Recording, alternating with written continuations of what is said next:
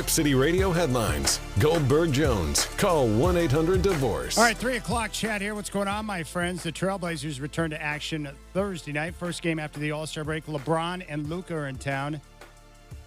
Lakers tip-off from Moda at 7. Our coverage will begin with Blazers Game Day, hosted by Chris Burkhardt at 5. It'll be live from Moda Center. You can listen to every Trailblazers game streaming live on the iHeartRadio app. Make sure to put Rip City Radio #1 on your presets. We got Trailblazer Ticket Tuesday coming up at 4 and 5. I'll give details on that in just a moment. Elsewhere, Kyrie Irving wants to play for Australia in the LA 28 Olympics. He was born in Melbourne. From the NFL, the Panthers have re-signed Andy Dalton to a 2-year deal. Credit Dalton for Bryce Young's development. Joe Buck will return to the baseball booth for the first time since 2021. He will call the Yankees and Brewers for ESPN on opening day. And the Cubs have signed Justin Turner to a 1-year deal. Rip City Drive with Chad Doing is coming at you right now. The home of the OSAA is 620 Rip City Radio. It's time for the Rip City Drive, brought to you by Lazy Boy. What's your strategy for comfort? Featuring the crazy and often irrational longtime Portland radio vet, Chad Doing. It's not smart basketball no more. I saw a clip not too long ago where Kobe said, yo, it's accidental basketball. He couldn't have been more right. It was so refreshing to play against Bron because every possession is like a chess match. But you don't just get that on a regular basis. It's just who can run faster, who can hit more threes. It's no substance. And so I think it's very boring. Draymond said so much, who cares what Draymond says? It doesn't mean anything. People, this is what I mean, one guy can say this and one guy can say that. The game is what it is. People either like the game or they don't, and I think people enjoy the game, especially if their team can win. And you look at the basketball, it might be boring to him because if he's not passing the ball to Curry, what is he doing? I agree. Triple single is not to single that out because I think he knows how to play basketball. He passes the ball to Curry more than anyone I've ever seen in basketball. And so it means a lot. So, it might be boring to him at times because for what he's doing, maybe it is boring. When he's out there, he's not shooting a lot, and he's not guarding a lot. It's boring. Strap in. The Rip City Drive with Chad Doing starts now. All right, there's Oscar Robertson, the Big O, in response to Draymond Green. What's going on, my friends? Rip City Drive, Chad Doing with you. A big day on the show today because I was given an extra pair of tickets for Trailblazer Ticket Tuesday, but not just for any game.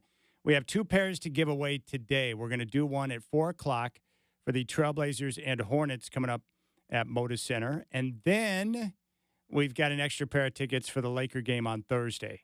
It was presented to me today. I've got an extra pair. We're going to give those away at 5. And I picked out a clip from a movie, and we'll play Name That Movie. We'll do it at 5 o'clock. So your chance to see the Lakers with Luka and LeBron at Moda Center coming up on Thursday. It'll be the first game for the Trailblazers following the All-Star break. And for me, the first time to see Luka and LeBron, like the rest of you, in person.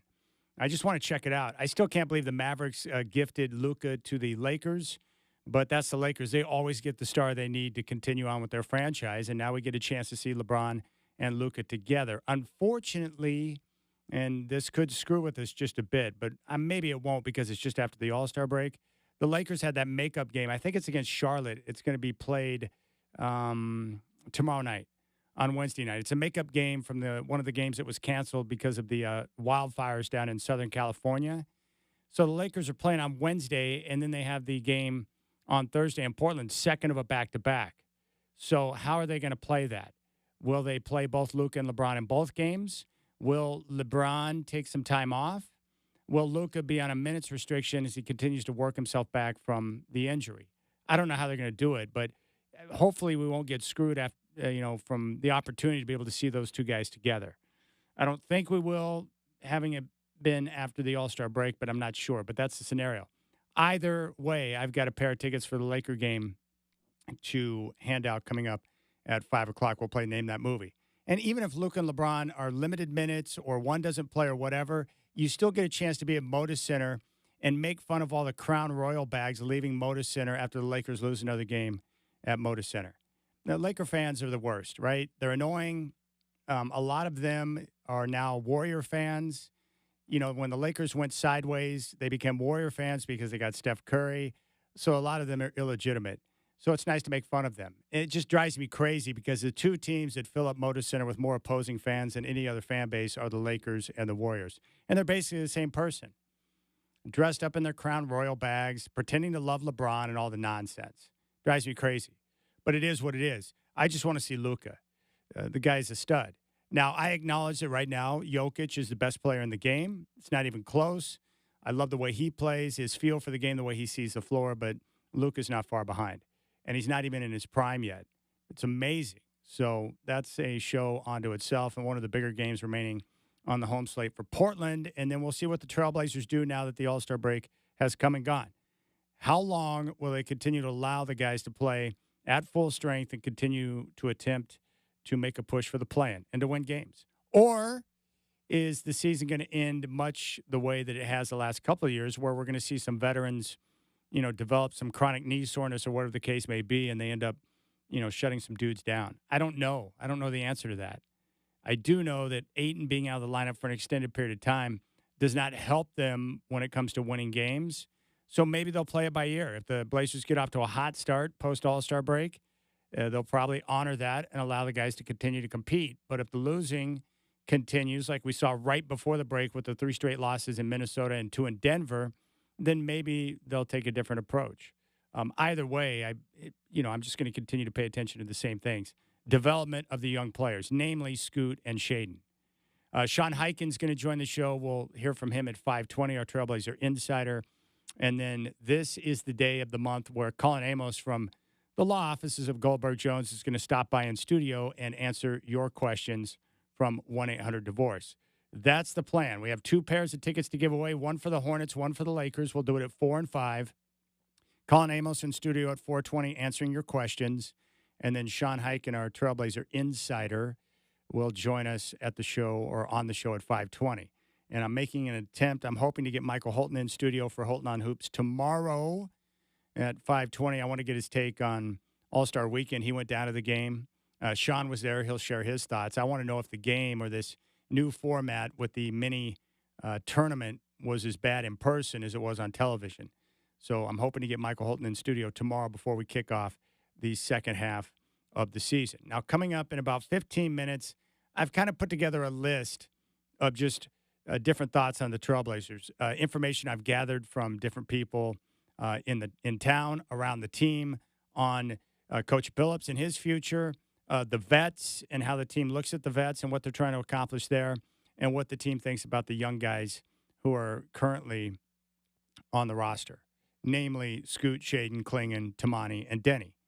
And then, obviously, Joe Cronin and his future plans. So I'll share those thoughts coming up at 3:20, and we'll kind of work through that. And this is that time of year where we're kind of in a transition phase. No football. Super Bowl is come and gone. We're waiting for March Madness. The NBA season had a break with All-Star Game. And we're trying to venture into territory without football. It's very difficult as a sports fan to go from football to no football. And then we transition into this odd part of the year where the NBA takes a week off.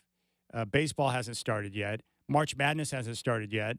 Now, I do start this time of year paying attention to more of the college basketball and watching more games. And I've been checking out some of the SEC games. I follow Oklahoma, and the SEC has got a great conference this year, including the number 1 team, Auburn, which I think has been number 1 for 6 straight weeks. So I start to pay attention more to the basketball.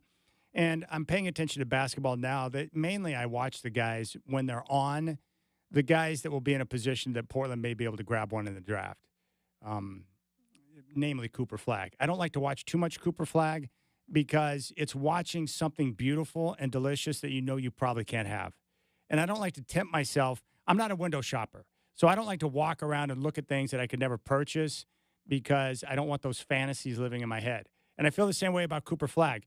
I want him desperately in a Trailblazer uniform like you all do, but I don't like to watch too much of it because it's so good that it's probably not even possible. And so I don't like to tempt myself with such beauty. That's where I'm at with Cooper Flagg. He's too good. What a stud he is. And he looks great in a Duke uniform. But he is going to be absolutely the number 1 pick. And, the Blazers will have a shot. I don't know how good it's going to be, but we'll see how the Blazers play it the rest of the way. I've been saying 28. They have 27 games remaining. So a lot of time left for players to get on the floor, to continue to compete, for the young guys to continue to develop. Donovan Klingen's going to get a ton of minutes down the stretch, which is great, with DeAndre Ayton out of the lineup. And we'll be able to sit back and see what the young guys can do. But really, that's the most important thing. Win, lose, whatever. Player development. Scoot and Shaden continuing to excel. I think for Shaden Sharp, and I'll get into more detail, he needs to be less passive and continue to focus on defense. And for Scoot, he just has to continue to do what he's done over the last month. Now, my daughter, as I mentioned yesterday, she turned 15. She had her birthday. You know, as I get older, you know, you remember things that your parents said. And for me, my dad, you know how when you get those little pieces of advice when you're younger, and it's actually really good advice, but because you're at an age where you don't want to hear anything from anyone, especially your parents, you don't really pay attention like you should. You ever done that? You ever been there and done that in the past? And as you get older, you look back, you're like, oh, that's why they said that. They did know what they were talking about. They weren't trying to ruin my life. They were just trying to protect me. That stuff happens all the time now, especially that I've got my own kids. But the one thing my dad said, and I can't remember the exact circumstances, but it had to do with friends. And he was talking about friends and how when you roll in groups, my dad would always tell me 2 is a party, 3 is a crowd. The problem is when you have a friend with you, it can be great. You got a little duo. It's like Batman and Robin. You know, things work, the communication, the whole deal. It's good. You add a third person to that, and all of a sudden you got the triangle, and it becomes a crowd. And it can become difficult in terms of the friendship dynamics. Well, I recognized that yesterday with my daughter.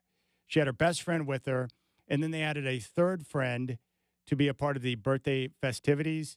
And then you see the drama pop out with the 3, where there's always one left out. There's jealousy at play. You couldn't pay me enough money under the sun to go back and be an adolescent once again, to be a teenager. And you definitely couldn't pay me to go back and change who I am and become a teenage girl. Never happening. Wouldn't even consider it. It's crazy. Well, what a rough time that is. The insecurity, the uncertainty, trying to figure out life, friendships, things that are said, feelings that get hurt. It's absolute chaos. Chaos. Absolute chaos. And then my daughter got mad at me last night because I reminded them that if Shots gets loud and starts barking, that you cannot put the shot collar on him. She didn't like me bringing that up. I'm like, well, you did do that. Yeah, but Dad, I don't want to talk about it right now. Okay, just don't put a shot collar on him. Drama. Teenage girl drama is fabulous. I just see it and I'm like, whoa, what in the world's going on here? I mean, I got to be honest with you. Like, I'm not, when it comes to life, there are certain things that as time goes on, you get maybe a little more accustomed to it. You get some experience and you kind of know what's going on. So you have more confidence when it comes to certain things. Being a dad is the one thing where I have never at one point in time ever felt like I have any idea of what's going on. I don't have a handle on it. I don't know how to handle certain situations, how to communicate, how to do this, how to do that. It's so bizarre. I've wondered this in life. Like, we go through school, but the things that are the most important, that are the most difficult to deal with in life, like relationships or parenting or, you know, some advanced finance, we don't really get the schooling on that. We end up reading history books and dealing with some basic math and stuff, but we never get real schooling on the things that matter most. There's no blue book for being a dad or a mom or a parent or whatever. But I saw the 3 girls operating. I was like, whoa, that is, thank God I'm not there in that situation. All right, we'll keep things rolling. When we come back, I'll share just various insight that I've picked up on over the course of the season on the Trailblazers as we get ready for the final 27 after the All-Star break. Remember, we've got Trailblazer tickets to give away courtesy of your Portland Trailblazers. We'll do it at 4 with a pair for the Hornet game, and we have an extra pair for the Lakers. We'll give those away at 5. All you have to do is listen to me for your chance to win, and for all of your ticket needs, simply head over to trailblazers.com.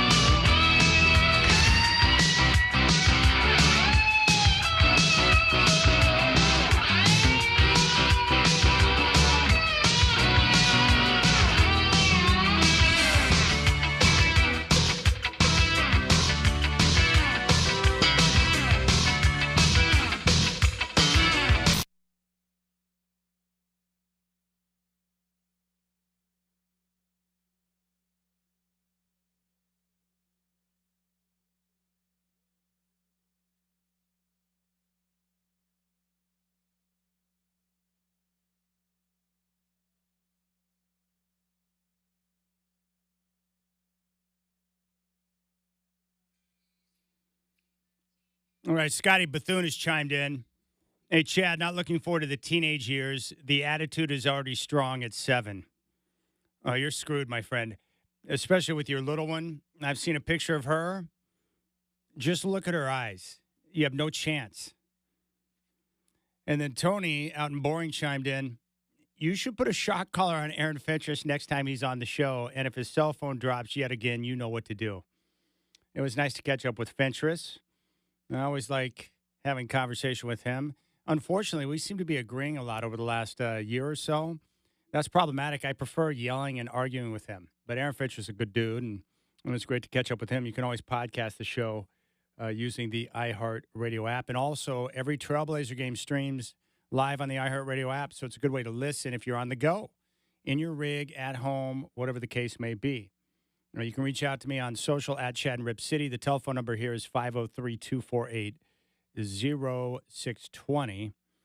I would like you to do me a favor when you have a chance. Go to our website, RipCityRadio.com, and we have our raffle for ALS Northwest that is ongoing right now. So if you're on the front page there at RipCityRadio.com, just simply go to the calendar page, and when you hit the calendar page, you'll see the picture of the 50/50 raffle fundraiser benefiting ALS Northwest. Click on that, and you'll find the link to be able to buy tickets. And it gives you a chance to win some money, but most importantly, we can raise money and be a part of something special for ALS Northwest. 400 tickets for $100, 100 tickets for $50, 25 for $25, and 5 tickets for $10. Even if it's just 10 tickets that you're buying, you're making a difference. My grandfather, Don Lugstead, passed away due to complications from ALS. Mike Lynch, who was a colleague and working with the Trailblazers, had to resign his position, not even 40 years of age, because he was diagnosed with ALS. And I want to do something to help him and the families who are suffering. And what ALS Northwest does is they help bridge the gap on some of the costs and the difficulties in caring for someone that has ALS. At some point, they become unable to move and to function normally. And so there's a lot of care that needs to be handled. And a lot of times it comes with improvements to the home, to have the proper entryways, the different things you need. It could be having access to a power wheelchair. And ALS Northwest helps these families who are in need by bridging the gap from what insurance covers and what it doesn't.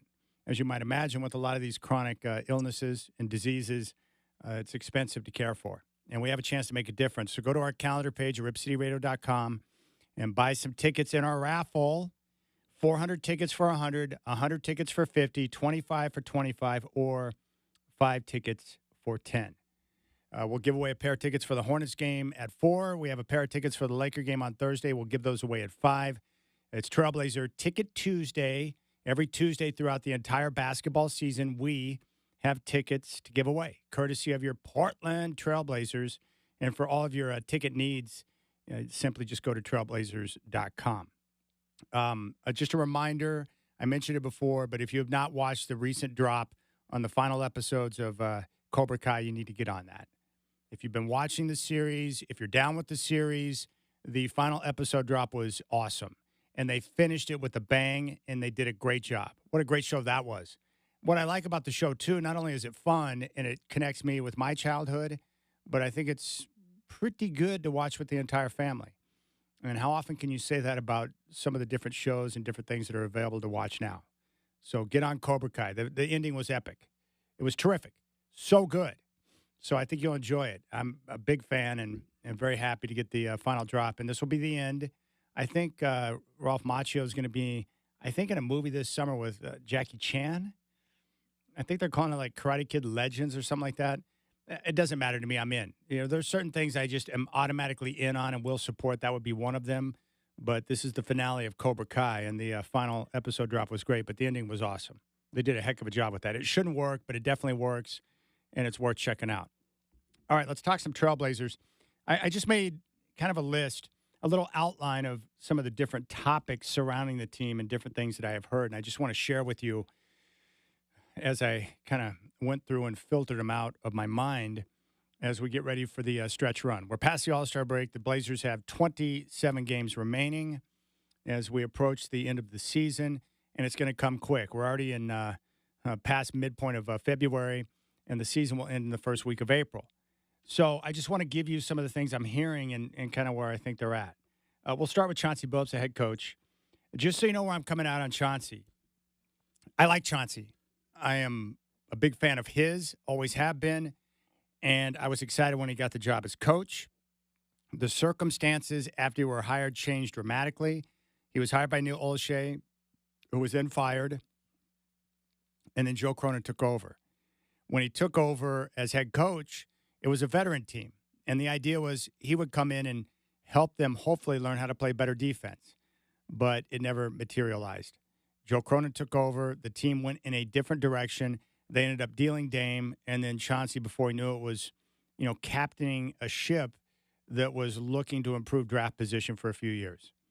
They decided to go young and retool, and he didn't complain once. He was really a team guy in terms of doing what was necessary to give the franchise an opportunity to gain, access to young talent, draft picks, and so forth. So I respect that about him. And I wonder, if he wasn't hired by Neil Olshey, if people would still feel the same way about him as they do now. Because, Olshey was not exactly the most popular guy in Portland.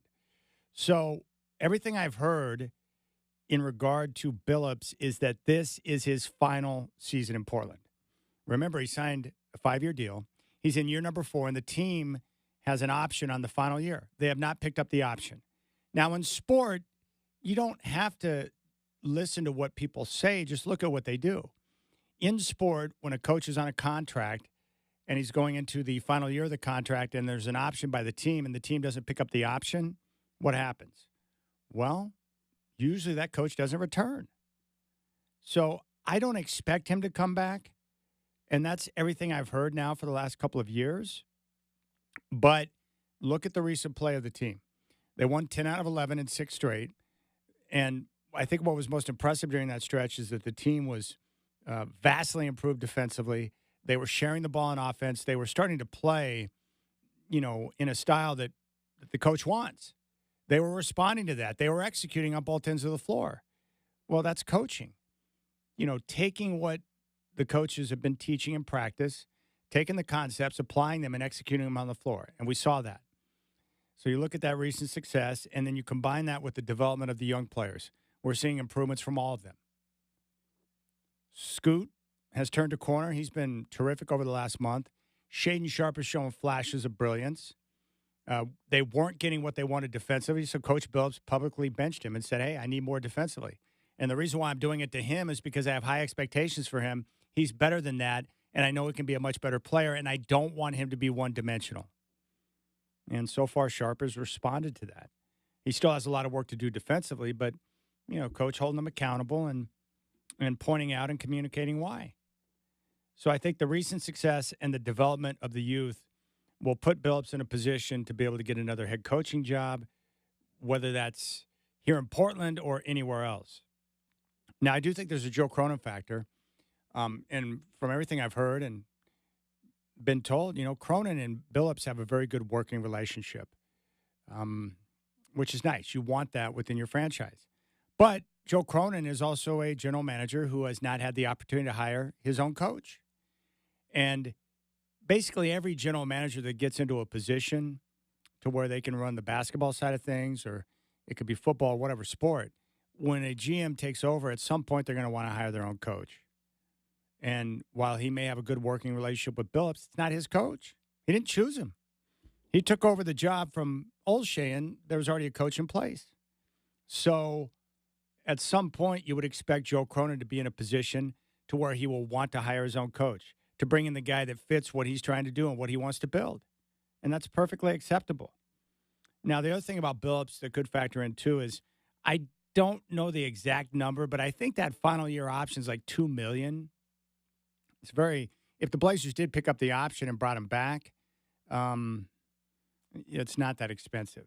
Now, I've been told that the reason why the Blazers kept Billups on board, even though they know they're going to make a change, is because they didn't want to fire Billups and then hire a new coach and have to pay 2 coaches. And there are a lot of teams that don't want to do that, so I understand that. But they could bring him back for another year at a very affordable cost, comparatively speaking to other coaches in the NBA. So cost could be a factor as well. So I guess what I'm trying to say is that I don't expect Billups back next year, but I do think the recent play and the development of the young players, it's not out of the question that the Trailblazers could pick up the final year option and bring him back for another year. But if you ask me to pick, I would believe this is Billups' last season with the Trailblazers. Now, moving along with the veterans, I think the top two guys, just based on the current roster construction and based on where they're at, the two guys that you want to move to clear room for the young guys would be Anthony Simons and also Jeremy Grant. Now, Anthony Simons, after this year, will have one more year left on his deal, an expiring contract. They're not going to bring Anthony back. They're not going to re-sign Ant. He's not going to come back. You've got Scoot. You've got Shaden. So I would expect Ant, they're really going to try and move him during the summertime. And once you move Ant, it clears out that backcourt rotation to where Scoot and Shaden can play, get the majority of minutes, and be able to play together. After that, you've got Jeremy Grant. Now, his situation is a little bit different. Grant is one of those players where it's nice. You have a veteran player, a 3-and-D type that can shoot the three at a good percentage, and he can be a good defender. There are other contending teams out there that would want Grant. After this year, he's got 3 years left on his deal. 3 years. So he's not on an expiring deal, but I would think after Simons, Grant would be next in line. Now, DeAndre Ayton, also after this year, will have 1 year left on his deal. Now he's making, close to or somewhere between 35 to 40 million bucks. So it's a big contract, but it's an expiring contract. So I look at Ayton a couple of different ways. One, you could bring Ayton back as you continue this development process with Donovan Clingan, because my guess would be this. You're not going to bring back Williams, Ayton, and Clingan, I wouldn't think.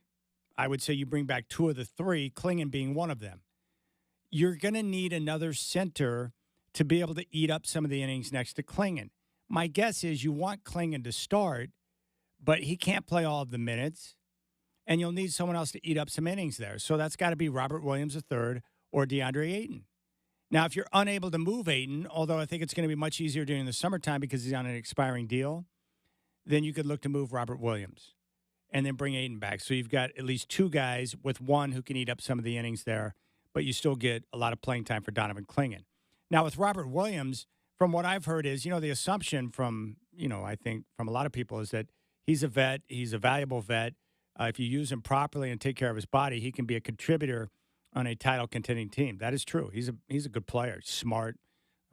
He knows his role. He understands his talents, and he knows how to play to help a team out. Well, they're not going to just unload Robert Williams to unload Robert Williams, meaning if the value is not there for Cronin, he's not going to move Robert Williams III and a player his value for, a grip of second-round picks. That ain't happening. He's not going to do that. That would be bad business. So my guess would be they'll look to move one of those 2, Robert Williams III or DeAndre Ayton. But you're going to have one of them to come back to play with Clingan, so you've got someone to eat up some of the minutes there at that position. After that, with Simons, Grant, and Ayton, you've got Robert Williams. We just covered that. Matisse Thybulle hasn't played all year. He's still dealing with the ankle. My guess is they'll look to move him as well because he doesn't fit into the current core, the group of guys that they're looking to develop and build around. Now, with the youth, the team is thrilled with Denny Avdia. They wanted him at last year's deadline. They couldn't get the deal done, but they were able to get it done on draft night. They bring him in. He might be the best value contract-wise in the entire league. He's playing big minutes. He's a two-way player. They knew he was good and loved what he brought to the floor, but I think he's exceeded their expectation. Denny Avdia was quite the find for the Malcolm Brogdon deal on draft night. They're pleased with his what he brings to the culture, the locker room, his play. He's been dynamite. And his contract is ridiculously team-friendly. Tamani Kamara, he's a budding star like Avdia. The team really wanted him. They fought for him in the trade, and now he's one of the team's cornerstones. Every team in the league is acquired about Avdia and Kamara. I can guarantee you that. Joe Cronin gets calls about those guys all the time. Why? Because they're highly desired. Long 3-and-D types that play both ways, good team players, and Tamani Kamara is a tenacious defender that will defend you full court for a full 48. He's a freak, and he's shown a propensity to knock down the 3 ball this year. He's moving in the right direction. Terrific player. Those 2 guys are can't miss. They have been the 2 MVPs on the team this year. They've been great. Donovan Clingan, The team's thrilled. They got him on draft night. I think they were surprised they got him at draft night where they got him. A steal in the draft. And like Kamar and Avdia, he's a part of the future, a keeper. And his play, although he's been on more of a limited minutes situation this year, he's been terrific. Now, Shaden Sharp, I think he's got the highest ceiling, and they believe he's got the highest ceiling of any of the young guys because of his natural God-born or God-given abilities, his talent. He's shown some flashes of brilliance, but he needs to be more consistent on both ends, especially with the defense, and he needs to be less passive. They've been working with him on this, but he's got to understand that, hey, Shaden, you have the ability to be the best on the floor. If you've got a chance and you're feeling it, don't be afraid to take it over. But he's still a little bit too passive, especially when he's on the floor with his vets. It's like, dang it, Shaden, you're too good. Go out there and attack. And if you could take it over, take it over. That's what coach has been telling him. Now, with Scoot, the team is quite pleased with this recent play, especially with his defensive work. It's been noticed. I think there are fewer alarm bells going off after the way he's played over the last month plus. He's turned a corner. They need continued development from both Scoot and Shaden, but right now they're trending in the right direction, but especially with Scoot. The reason why I think there's optimism around Scoot is because his work ethic is where it needs to be. He works hard, he puts in the time, and he's getting better. And that's a good thing, but they've really noticed the defensive improvement. And he's got the physical body. His attributes are great. Outside of that, I think the consensus of the people that cover the team that I've spoken with is that the five pieces that we just talked about with Scoot, Shaden, Kling, and Tamani and Denny, they have great young talent to build upon, but the consensus would be that they don't have the alpha yet. They don't have the alpha. So how do you get the alpha? Well, normally for a team like Portland, that would be through the draft, but the problem is they won 10 out of 11 in 6 straight. So they've, hurt their odds in the upcoming lottery to be able to get Cooper Flagg. That's who they need is Cooper Flagg. And it would be great to be able to draft someone like Cooper Flagg. So we got to pray that the Trailblazers hit the lottery jackpot. But that's really what they're lacking is the true alpha, a guy like Cooper Flagg. That's it. Now, for Joe Cronin, he's going to continue the same process. He's targeting young assets, guys like Tamani, guys like Denny, or draft night guys like, Donovan Kling, that they can bring in that fit the age of the current core, that can be a part of the culture and play the style of basketball that they want. And that will come through trades and through the draft. And we know what Cronin's looking for. If you want to know the types, it would be someone like Tamani, Klingon, or Denny Abdia. And so he'll continue to pursue that. And that's why we got to hope that even though nothing got done before the deadline, that there were conversations, the groundwork was being laid to where they can go out and make something happen once the summertime hits. And that's the exciting part. But the only part in all of this that I don't understand, look, I get that they didn't want to pay 2 coaches at the same time, so they brought Billups back.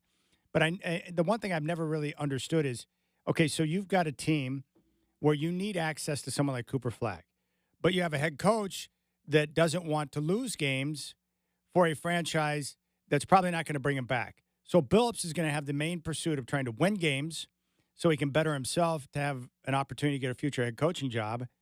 So would it have been better to hire a coach, your own coach, who would have been on board with more of a, I know everyone hates the word, but the tank, right?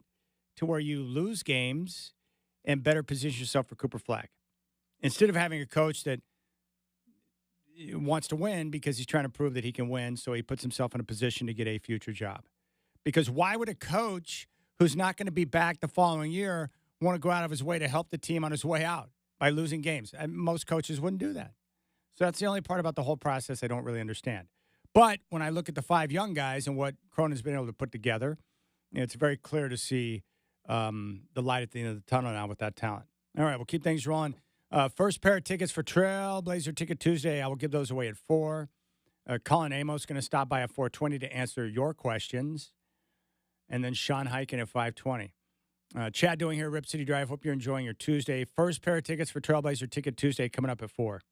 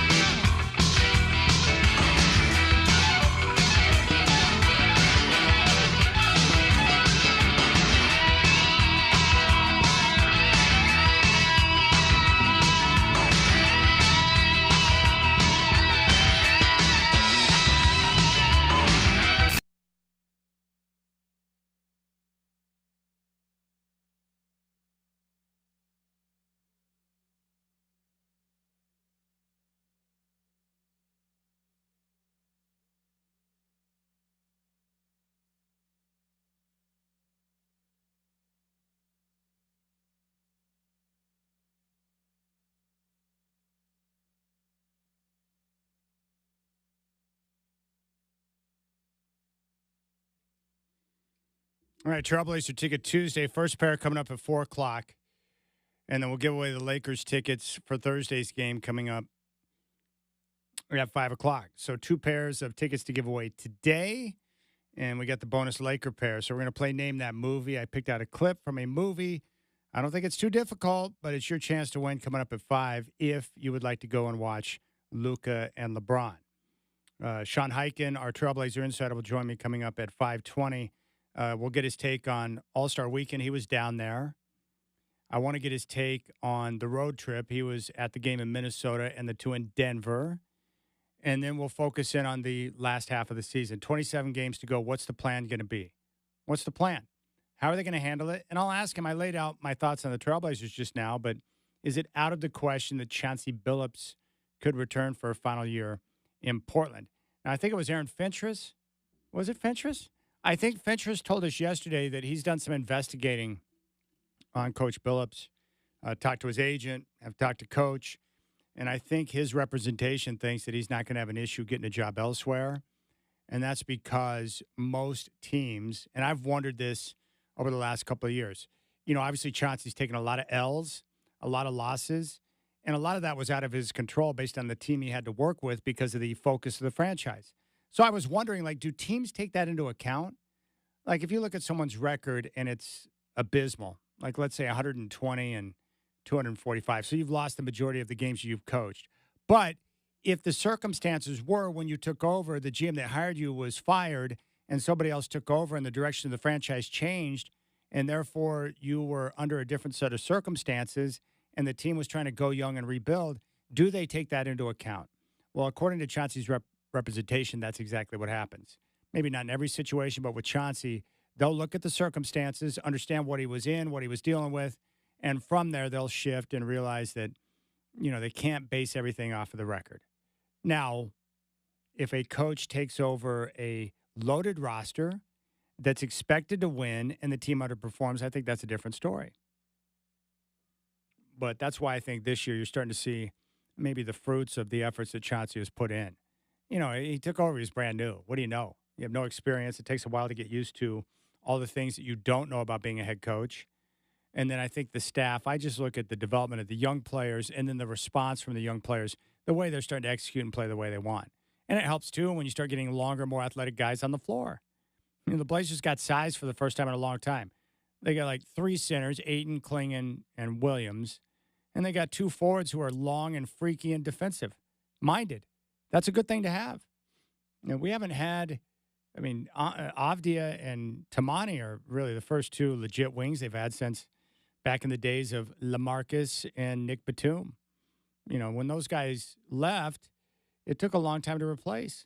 And they were looking. They were able to patch it together, with Harkless and Aminu. But those weren't ideal players. But they patchwork. But now they got those 2 long wings. And that's why everyone's calling the Blazers about Avdia and Tamani, because they're great. So, I think Billups is going to be fine either way. What's amazing about Billups, no one in Portland seems like Billups, but anywhere outside of Portland, he's revered. People in the league love him. Everyone I know in Colorado loves him because he's a legend there. And people around the league adore him and respected the way he played. And I think that not bad boy Pistons, but the Pistons team that won the title, back in the early 2000s against the Lakers. When you take out Shaq and Kobe, that demands respect instantly from a lot of guys around the league. It's like, dude, you took out Shaq and Kobe. Not only did you take them out, but you nearly swept them. You whacked them in 5 games. That's a big deal. And that was a good team without the true superstar player, but Chauncey Billups is the leader on that team. Guys take notice of that kind of stuff, and they respect it. Absolutely. So there you have it. So we'll see how things shake out. Sean Highkin, we'll get his thoughts coming up at 5 o'clock on that. Now, with the Trailblazers, and as I mentioned before, this game on Thursday, I'm excited to see how the Blazers play it, but I'm looking forward to seeing, Luka and LeBron on the floor together. I want to see how they continue to manage to make it work. One thing I do know is that they got to find a way to get the ball in Luka's hands a little bit more. It's such a small sample with the games or the time that he and LeBron have spent on the floor together, but you can't have Luka being a spot-up shooter guy. You can't have him. The hard part about playing with LeBron throughout the years, no matter who you are, you have to adjust your game to him, or at least that's the way it's always been. But at this stage in his career, I'm not sure you want to have Luka adjust to being off-ball guy because that's not where Luka's at his best. And LeBron's still at the best when he's got the ball in his hands. But, playing with LeBron, Kevin Love, he was a bona fide number one go-to guy in Minnesota and was a great player. But when he went to Cleveland to play with LeBron, he had to end up being a spot-up shooter guy. And when things didn't go well, he got criticized for it, not LeBron. Same thing happened in Miami with Dwayne Wade and Chris Bosh. Bosh was the one who took the brunt of it. He was a true number one like Love was with his franchise up in Toronto. A big-time player. But he had to change his game and become a spot-up shooter. And it's difficult to make those adjustments when you're used to being a number one and playing alongside a guy like LeBron that needs the ball in his hands. So I'm anxious to see how they're going to find a way to make that work. The Western Conference, Oklahoma City's at the top. I think Denver, they've won, 8 straight now, so they're starting to really come together. You got the young teams like Houston and Memphis that look pretty good. But I think the Lakers can definitely factor into the mix. Now, they're going to be so tough matchup-wise with Luka and LeBron, they can make a run to the Western Conference Final. Now, I don't think they're going to get to the finals because I don't think they have enough defensively. And rebounding is going to be a bit of an issue with, with Anthony Davis, being moved out for Luka. But they're dangerous enough, and they're going to create enough problems where they can make a deep playoff run. Now, I know Draymond said that the Warriors are going to win the championship, but I think that's nonsense. I think that they'll be a play-in type team and have a chance to be a part of the postseason, but I don't think they have enough to be able to make a deep run. So we'll see how it all shakes out. But it will be fun to see Luka. I like Luka. I like watching Luka like I do Jokic. And he's just fun because, again, he plays at his own pace. You can't speed him up. He's big enough to see over the defense, and he's got great vision. He'll put up some crazy shots from time to time, but so what? He's Luka. The only people that seem to have a problem with Luka is the idiots in Dallas that traded him because they're trying to save face because they did something that will almost guarantee their firings. Good luck with that, too, by the way. If you want to be hated for the rest of your life in one town, that's a good way to do it. Hey, you're the guy that traded Luka. Why'd you do that, you moron? Very difficult to get away with that. And I would have done the same thing. If Dan Reeves would have been able to get away with trading Elway, I would have never forgiven the franchise for allowing that to happen. Thankfully, Pat Bowlen, unlike the Mavs, is not dumb and fired Reeves. Is like, dude, we're not getting rid of Elway. I'm going to fire your ass, and we'll bring in a different coach. We're not trading number 7. That's the response and what it should have been in Dallas with Luka. Yeah, okay, so he's not chiseled like stone. So he may have a little baby fat. He's still a flat-out baller. We're not trading him. That's what they should have done. But they're dumb, and dumb people do dumb things, and this is going to go down as one of the all-time epic trades where that just falls flat on their face. All right, Trailblazer Ticket Tuesday. We got that coming up next. Your chance to win, listen to me, and then Colin Amos is going to stop by to answer your questions at 4:20.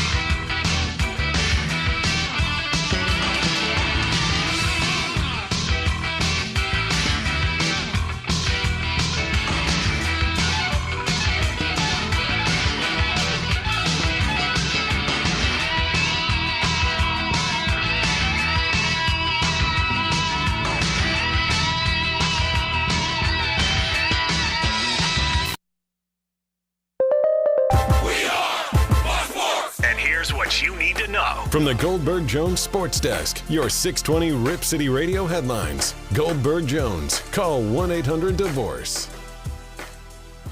All right, 4 o'clock chat here. What's going on, my friends? Hope you're enjoying your Tuesday afternoon. The Trailblazers are going to return to action coming up on Thursday. The first game after the All-Star break, LeBron and Luka.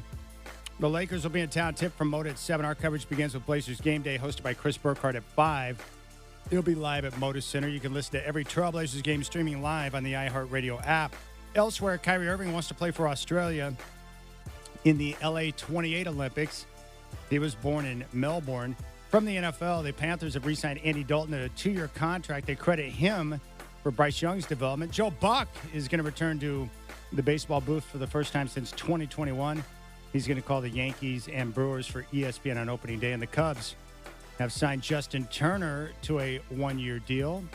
We also have a pair of tickets for the Laker game. We'll give those away. We'll play Name That Movie coming up at 5 as part of Trailblazer Ticket Tuesday. The home of the OSAA is 620 Rip City Radio.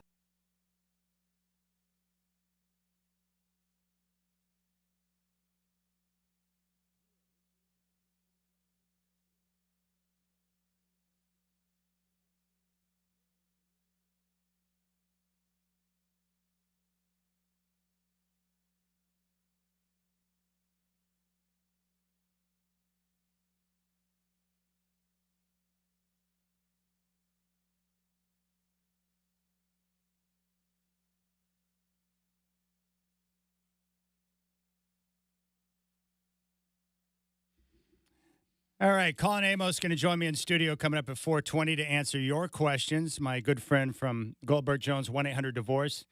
And then Sean Highkin, our Trailblazer insider from Rose Garden Report, will join the show at 5:20. Now, it is a Trailblazer Ticket Tuesday, so we have 2 pairs to give away. We're going to give away a pair for the Hornets game coming up in just a couple of minutes. So listen for your cue to call and win, and then we'll give away a pair for the Laker game at 5 o'clock. Luka and LeBron going to be in town on Thursday. You've got a chance to be a part of that. I was gifted another pair of tickets for the game, so we're going to give those away coming up at 5 o'clock. And then again, every Tuesday throughout the rest of the season, we've got tickets to give away courtesy of your Portland Trailblazers. And for all of your ticket needs for any game, you just simply go to trailblazers.com. If you want to reach out to me, you can do so. You'll find me there at 503-248-0620. If you want to call the show, you can also hit me up on social. You'll find me there at Chad in Rip City, at Chad in Rip City. All right, so this pair of tickets for the Hornets and Trailblazers, I think that game's coming up on Saturday. Your chance to be there at Moda Center. And we'll keep this one very simple. We're just going to have a person call in to win the tickets. We'll do Name That Movie coming up at 5 for the Laker game. But this is very simple. First person to call, we're looking for caller number 15. And we'll do it right now. 503-248-0620. 503-248-0620. Caller 15 right now gets a pair of tickets for the Trailblazers and Hornets for the game coming up Saturday at Moda Center. Caller 15, 503-248-0620. 503-248-0620. Fire away right now. Caller 15 gets a pair of tickets for the Hornets and Trailblazers at Moda Center. So it's that simple. 503-248-0620. All right, good. Phones are lit up. This is for the Hornets game. We'll give away the Laker tickets coming up at 5 o'clock, and then Sean Highkin will join us at 5:20. Now, one thing I know that Sean's going to want to talk about will be Coach Billups, coming off the 3-game road trip before the All-Star break. Sean is the one who asked him, if they're happy with where they're at right now going to the All-Star break. Here's what Coach Billups had to say. Yeah, I'm very happy with where we are right now. Obviously the injuries don't make me feel very good, and I hope that we can lick our wounds a little bit, over the break, and we need the break. We all do. So need a little time away from each other, but that's just what the break is all about. But I am, Sean, I'm happy with where we are as a group, as a team. Our young guys continue to take steps, and I loved these couple games right here for DC. I thought he was excellent, and he's gotten himself back to where he was when he was playing at a pretty high level early before he got injured. All right, that's Coach Billups. We'll get everything from Sean at 5:20. The approach for the second half of the season, What are the odds that Billups could return for the final year of his deal? Would the team pick up the option, or is that out of the question? We'll cover that. We'll get his take on the All-Star game and what it looked like in person. Was it as bad in person as it was on television with the 3-game mini tournament? I was thinking about this with the NBA. You guys chimed in a couple of days ago with some of your thoughts on how, the league could improve the product of the game. I've given, my simple, points in terms of what I would do. I keep it simple. One, I would bring the hand check back and allow guys to play defense. I think that would be helpful. I would eliminate the corner 3 because that's the most difficult one for teams to defend, and I think it could change the number of threes that are put up during the course of the game.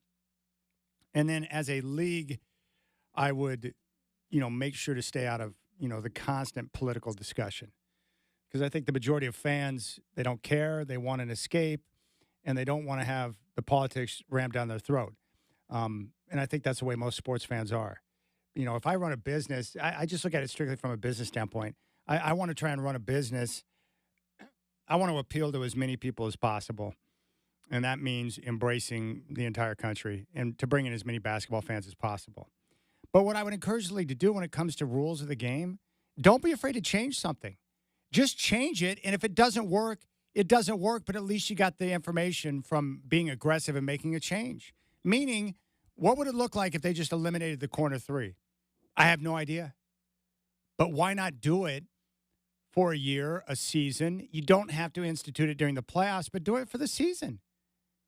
Who cares if it changes the game? At least you get good data in return, and you find out whether or not it works or not. So if you eliminate the corner 3, and then you're able to get that data throughout the course of the season, at least you know if it's going to work or if that's the changes you want to see. Or if you bring the hand check back, allow guys to be able to defend, be a little more physical. Maybe that will help in terms of teams being better defensively and being able to contest. Make the change and let's see what happens. The NFL's done that as well. They brought back this crazy dynamic kick for the kickoffs, right? They're trying to encourage more returns. It didn't necessarily work because teams said, screw it, we're just going to kick it through the end zone. The opposing team can take over at the 30. But they were willing to change. How about the extra point deal getting moved back? When that first happened, I thought that was just a crazy idea. But they moved it back, and now it's not necessarily a give me, and it's made the game more exciting. The willingness to try it. They even tried that with the pass interference rules after Sean Payton whined about it after the NFC title game a couple of years ago.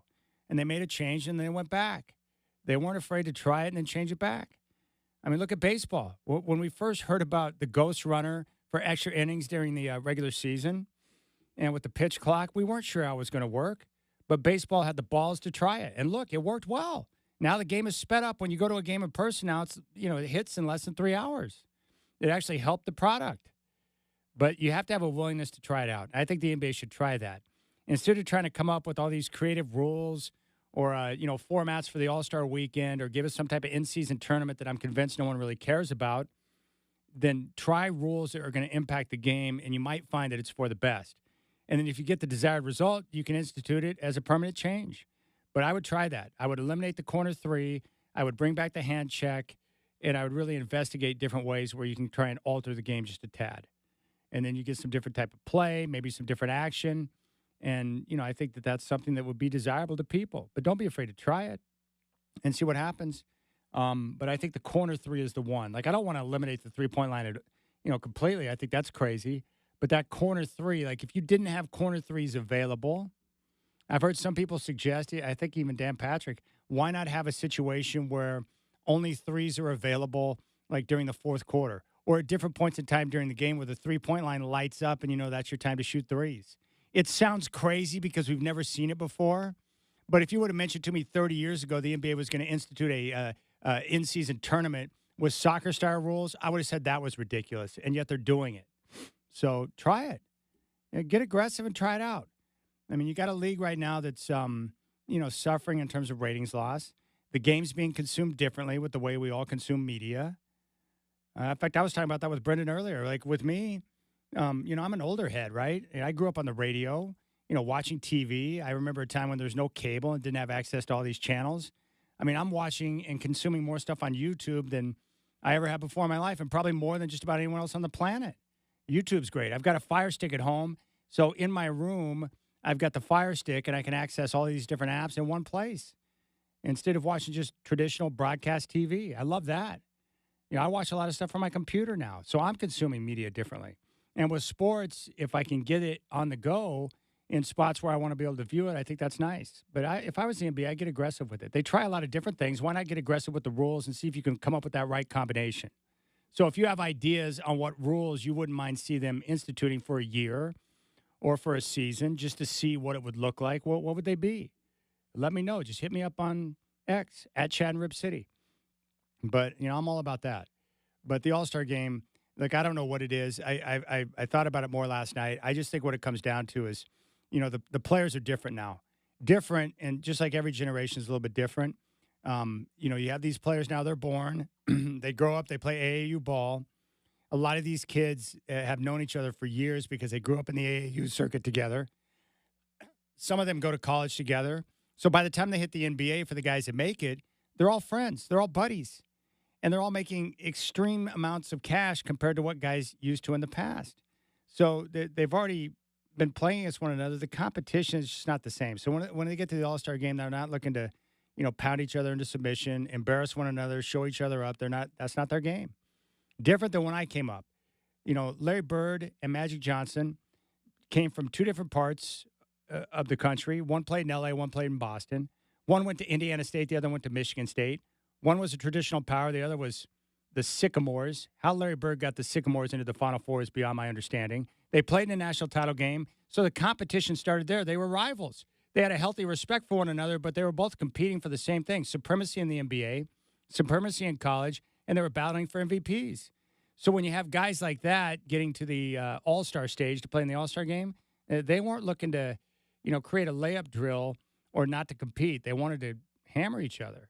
It was just a different generation, and this generation is not the same. I would say that AAU basketball as a whole, not exactly helping the game of basketball here in the States in terms of fundamentals, guys learning to play with one another. It's just not good. It's not. So it doesn't help the game. I think most people would agree with that. So there you go. That's my advice. Be aggressive. Don't be afraid to try some of the new rule changes and eliminate the corner three or do different things to see if it works. You can try it during the regular season. People would tune in just to see what it looks like. And if it doesn't work, And if it does work, you can stick with it. But at least by doing it, even if it doesn't work, Like New Coke, for example. It's one of the worst ideas in the history of ideas. I didn't ask for New Coke. I didn't want New Coke. And then all of a sudden, Coke decided to come out with New Coke.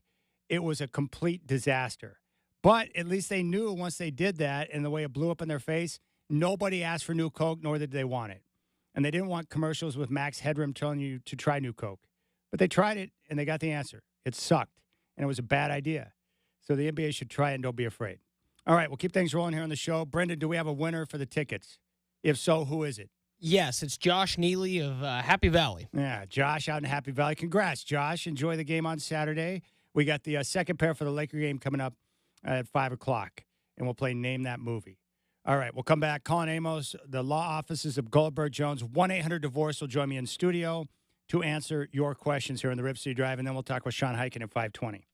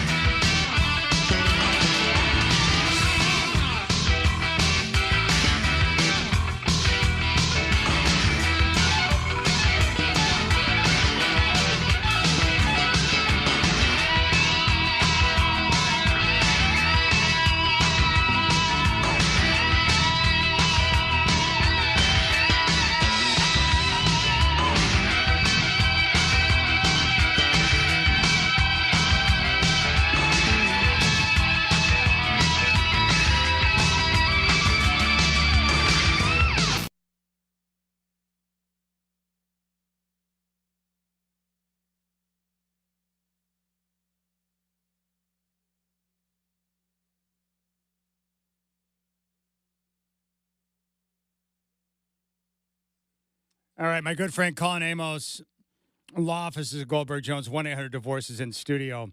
And we were just sharing stories about our dad. So you said your pops is now 93. Does he live here? Where does your dad live? He lives up in Washington. Kingston, Washington. Yeah, Kingston, Washington. So outside of Paulsbo, Washington, which people don't know where Paulsbo is, but yeah, we built a house out there. They had to help him every day after school, building it on the weekend. My friends were out, having play dates. I'm going out there swinging a hammer, digging trenches, all that kind of stuff. The only thing I know about Paulsbo is there's a Paulsbo RV place right off of the freeway, and when you're going through Federal Way on the drive up to Seattle. Exactly. It's Paulsbo RV, or people sometimes know Paulsbo Bread. Yeah. They have this bakery downtown Paulsbo. It's a Norwegian town. So I grew up in Paulsbo. Yeah, great place. That's funny. So was your dad a builder? Like, I asked my dad this because it sounds like your dad can do everything himself. Like, I asked my dad because he can do everything, right? He builds stuff. He can fix anything. He's like a auto mechanic / electrician / everything. Exactly. So I asked him, Dad, I said, because it makes me feel like a useless man because I can't do jack, right? I'm not even joking about this. And so I'm like, Dad, how did you learn how to do all of this stuff? And he goes, I don't know. And I'm like, I'm sorry, that doesn't work for me. And there was no YouTube back then where you just get on and figure it out. So I pressed him on it, and he said, look, he goes, all I can tell you is that you got to keep in mind it was different from when you were younger. He said, I just spent a lot of time out in the garage hanging out with your grandpa. And he goes, when I was younger, like when I first started driving, he goes, if we got a car or if we got anything, he goes, if it broke, he goes, it wasn't disposable. We didn't throw something away and just go buy a new one. He goes, you had to learn how to fix it so you could continue to drive or utilize whatever you needed. So he goes, when you're around it and you do it all the time, he goes, you just naturally learn how to do that. And I'm like, whoa. Exactly. They didn't have any money, came out of the Depression. Yeah. And so same thing, cars.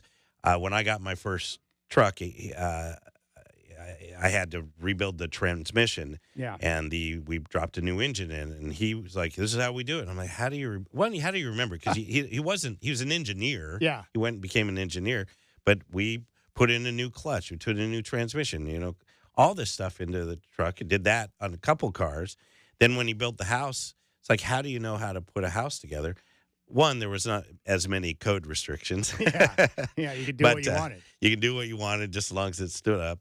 And but yeah, we built that house. It took him 15 years to have it really done. And but same thing, you just learn that stuff now. And then when he helped me remodel our houses, it was great. He'd come down, we'd do all the plumbing and electrical, and he would just show me how to do it. Now, of course, you do have the YouTube, and people should take advantage of that because you can do anything.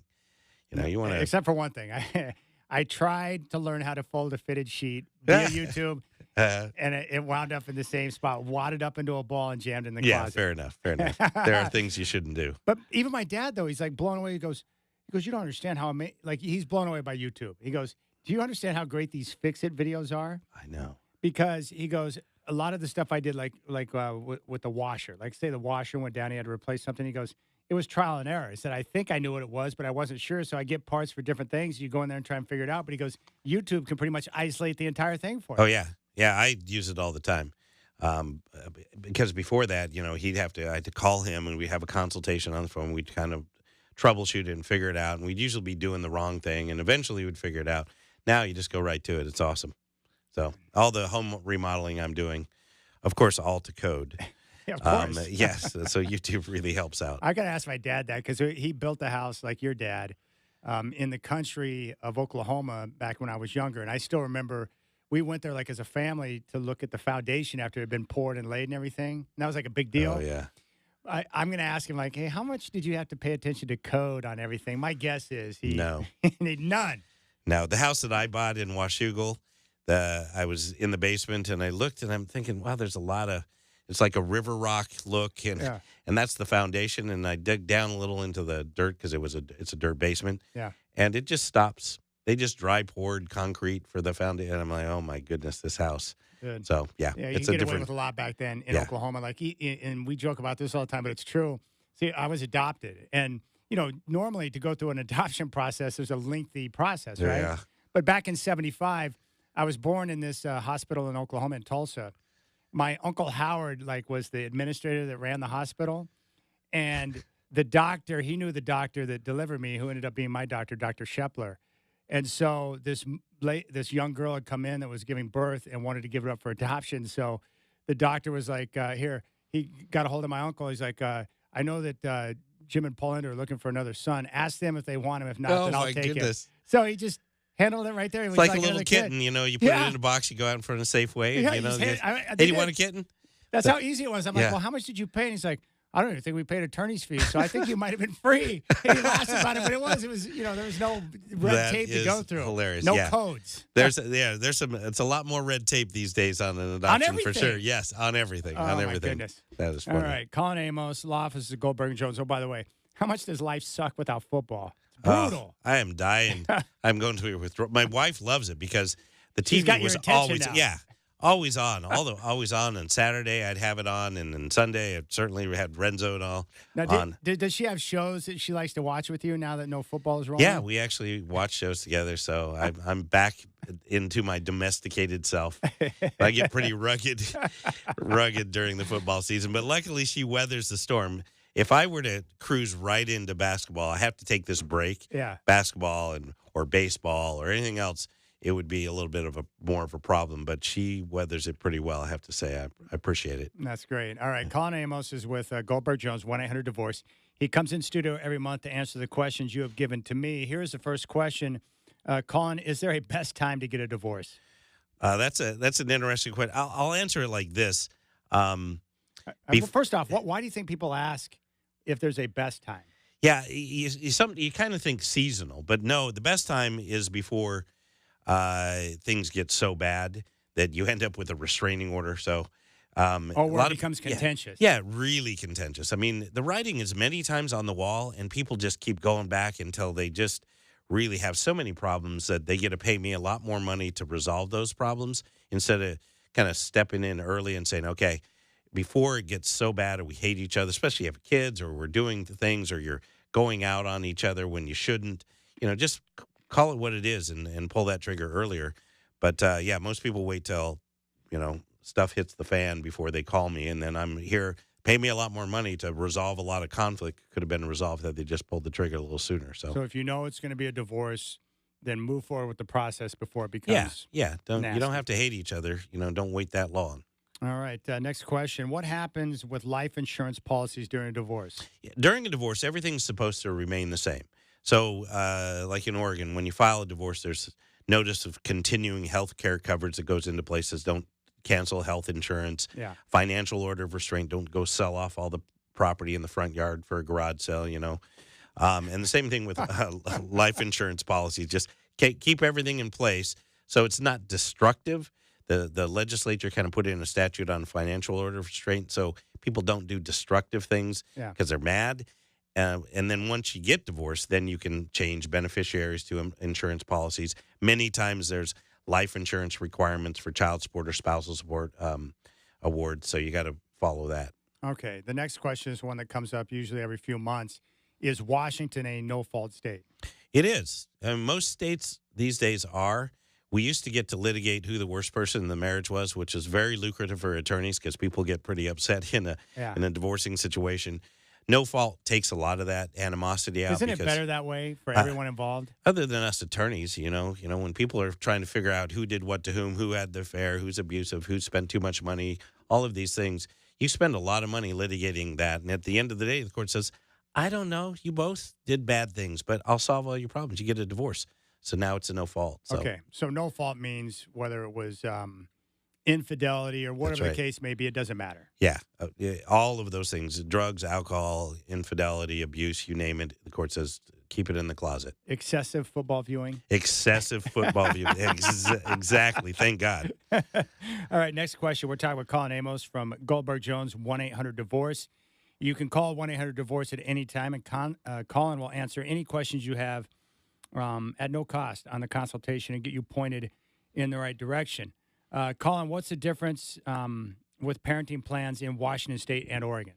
I'd say the biggest difference, because the court, as you work through this, is trying to get to the same result, a good structured plan that's good for the kids. But in Washington, they have joint decision-making for major decisions, non-emergency health care and educational decisions. That's standard, and religious decisions. Oregon, the legislature said you can't have joint legal custody, joint decision-making unless by agreement. And so in Oregon, when you get through it, if you don't agree, the court's going to award sole legal custody, which is just decisions, not when you see your kids, to one or the other parent. So that's the biggest difference. Outside of that, the court's just trying to get to a good structured plan that makes sense for the kids. All right. With parenting plans, so I think a lot of people get confused on this. What is considered primary custody? And how does that work when it comes to determining a parenting plan? Yeah, I mean, we use it generally. It's not really a technically defined term. When we say primary custody, what I mean by it is where the kids primarily reside.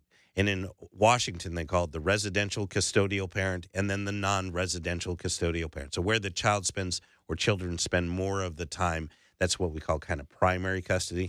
So that's really a general use.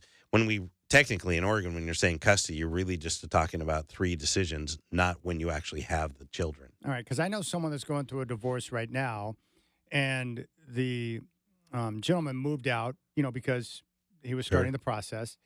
And the ex is saying, well, I want the parenting plan to reflect what it's been recently because I've been doing all the parenting. Well, because he moved out. Right. And probably doesn't have the space because a lot of guys, exactly. You got to get out of here. There's too much conflict. They're living on a buddy's couch. Well, they can't have overnights and parenting time. So he started out at his parents' house. He's just now, within the last couple of weeks, got his own place, his own apartment. So he's now in a position where he can have that. But I mean, that's unreasonable, right, to say, well, it should reflect what it's been the last couple of months after you moved out. Yeah. And that's why I tell people, before you move out, get into my office or at least call me and let's talk about it because you do set precedents. Your facts make a difference to the court. So when you're not having the overnights or the parenting time, a lot of guys have that good reasoning. So when we do get before a judge, they understand. Yeah. However, if you spend 2, 3, 4 months setting up a negative precedent, it's harder and more expensive for your attorney to work you out of that precedent. So okay, good. So before you do something, call Colin 1-800-DIVORCE because you'll be able to because I understand what happens here. Like you're in such a hurry to get the process started that you don't think through all the little details that could come back to bite you a little bit later on. Yeah, and a lot of the conflict. You just want out of the conflict. So you move out for a second and thinking, okay, I'm just going to minimize the conflict. Well, then you're out for 2 weeks, 3 weeks, and then this precedent on parenting plan and spousal support.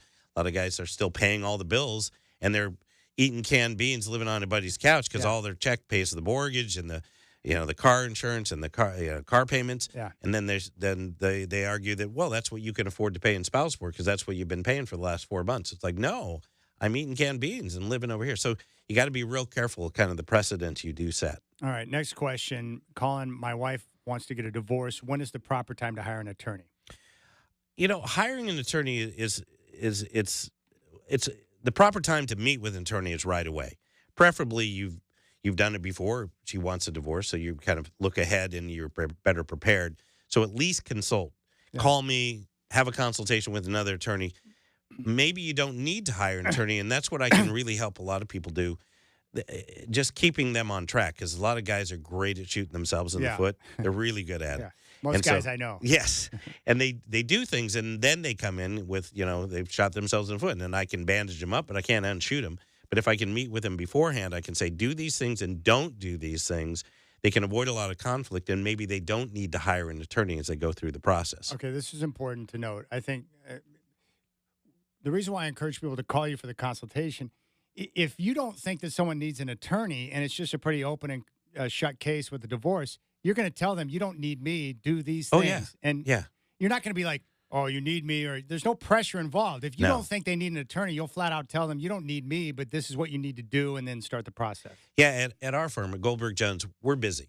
And I tell this in the consultation.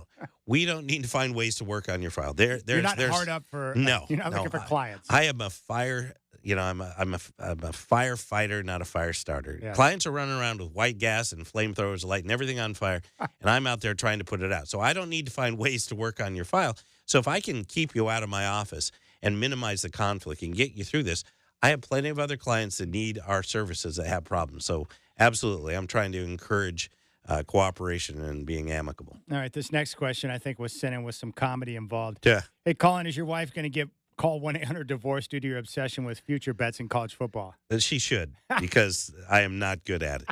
As we know, we went through the futures with regard to the NFL, and then I did okay. You did okay. I did okay, but And who wants to look at that stuff all through the season, just like, oh, another win? You don't want to do that. So my advice out there for the other degenerates like me, just stay away from futures. It's painful to watch it. You start rooting for your team to either lose a game or win a game or whatever. So, yeah. All right, this next question I like because this is young minds planning ahead and thinking logically, which is great. Colin, I just proposed to my girlfriend. We are both young and just finished college. Neither of us are bringing any major assets into our marriage. Do we need a prenup? Yeah, I'm glad people are looking this way because prenups used to be this offhand thing that only celebrities got. Now more just common folk, will say, are looking at it because it is important. Let's take the courts out of your process. Let's take the attorneys out of it. And the answer to this question is, how do you want to handle your relationship during the marriage? Because, yeah, you don't need a prenuptial for what you're bringing into the marriage, which is the traditional basis for a prenuptial. Yeah. I have a house, I have a retirement, I have a business, and I want that to be managed the way I want. When you don't have anything, but you say, well, how are we going to manage inheritance that we receive during the marriage? How are we going to manage if we buy a house? Do we, what I put into it, what you put into it? So if you want to manage that relationship in a more structured way when you're married, then yes, a prenuptial can help you do that. And you can be bound by that later. But otherwise, most people don't. They don't really need it because you're a partnership. That's the way I look at it. Well, my wife didn't want all my student loan debt anyway. But I think as a married couple, you're a partnership. So you should go in with, like, we're going to do this together. And what we do, we're going to divide. All right. That's perfect. One more question for you. Colin, this is a good one, too. Do you have any advice for smooth transitions on custody exchange? I am new to the divorce life, and everything is still awkward. Yeah, this one is a good question because a lot of times these parenting plans are developed. This is what we try to do at our firm to help minimize. When you have a custody exchange, it's like that's when your ex-wife is like to give you this long list of all the things you should do and shouldn't do and how you didn't do this and how you didn't. It's not the time. The child is there. It's really not helpful. So what we try to do is buffer the exchange. Like, okay, I pick them up at school. Yeah. And I deliver them back to school. I pick them up Friday or Thursday and deliver them back to school Monday morning. That's a good buffer. So you don't have to get in each other's some of the grill. conflict. Yeah. That's right. And then you can put also some rules like, okay, curbside. I drop them off at curbside. You stay in the house. I hear, and the kid walks in the house, and you don't have to have that interchange. Yeah, it sounds goofy, but it's actually smart because the conflict comes from that personal interaction. They come out, especially don't bring your new girlfriend to the exchange because that is going to set your ex-wife right off. And pretty soon, she's out there wagging the finger. That. Oh, it's so bad. They are wagging the finger. We had one just recently. We had it on video. It was a store parking lot. And the new boyfriend came up when the guy was trying to get his kid, and the ex was yelling at him. And the new boyfriend took a glitter bomb and threw it in the car and blew up all over his car. So we actually went to court on contempt on a variety thing, and we showed the video, and then we showed the car had glitter all over his car right in front of his kid. And the judge just lost it, said, this will not happen again. I don't want that guy around your exchanges. So it's a very valid question. Some just crazy things that people do because they get upset. Yeah, bringing a new boyfriend or girlfriend's not a good idea. No, just leave them at home. They're fine. They can be on their own. Yeah, so, yeah. A glitter bomb. A glitter bomb. It was, at least it had little red hearts. I wish I could have seen. The judge must have. I'm happy that the judge. Yeah, the judge saw that the guy was just trying to be odd. That the kid was standing there, and mom had to put the kid behind him, and then boyfriend pops it in there, and it was a mess. But that happens. All right, 1-800-DIVORCE is the telephone number. Goldberg Jones, the law offices. How does it go now? You got me all confused here. Goldberg Jones law. I can't get it now. Yeah, law offices of Goldberg Jones. Divorce for men. Divorce for men. 1-800-DIVORCE. Call me. So, and call the number. Colin gets back. You make sure you get back to everyone that has a question. Absolutely. So if you don't answer, leave a message. You'll get back to them. That's right. Personally. That's right. It's That's beautiful. right. And That's you right. point them in the right direction. That's right. All right. You can check him out online, goldbergjones-or.com. He comes in every month. Another great session there, my friend. That was I appreciate good. Your time. I love it. All right. I have to just weather the storm of no football for a while. Oh, it's so and I got to brutal. stay away from getting my college basketball. I got to wait, just wait, just keep hold on. March Madness will hook right me around the in. corner. Oh, it's going to suck you in, man. It's going to suck me in hard. Especially the first Thursday, Friday, Saturday, Sunday when there's a billion games. I know. It's heaven. It's a gambler's dream. It is. All right, we'll keep things rolling. Trailblazer Ticket Tuesday. The Laker tickets coming up at 5. Listen to me for your chance to win.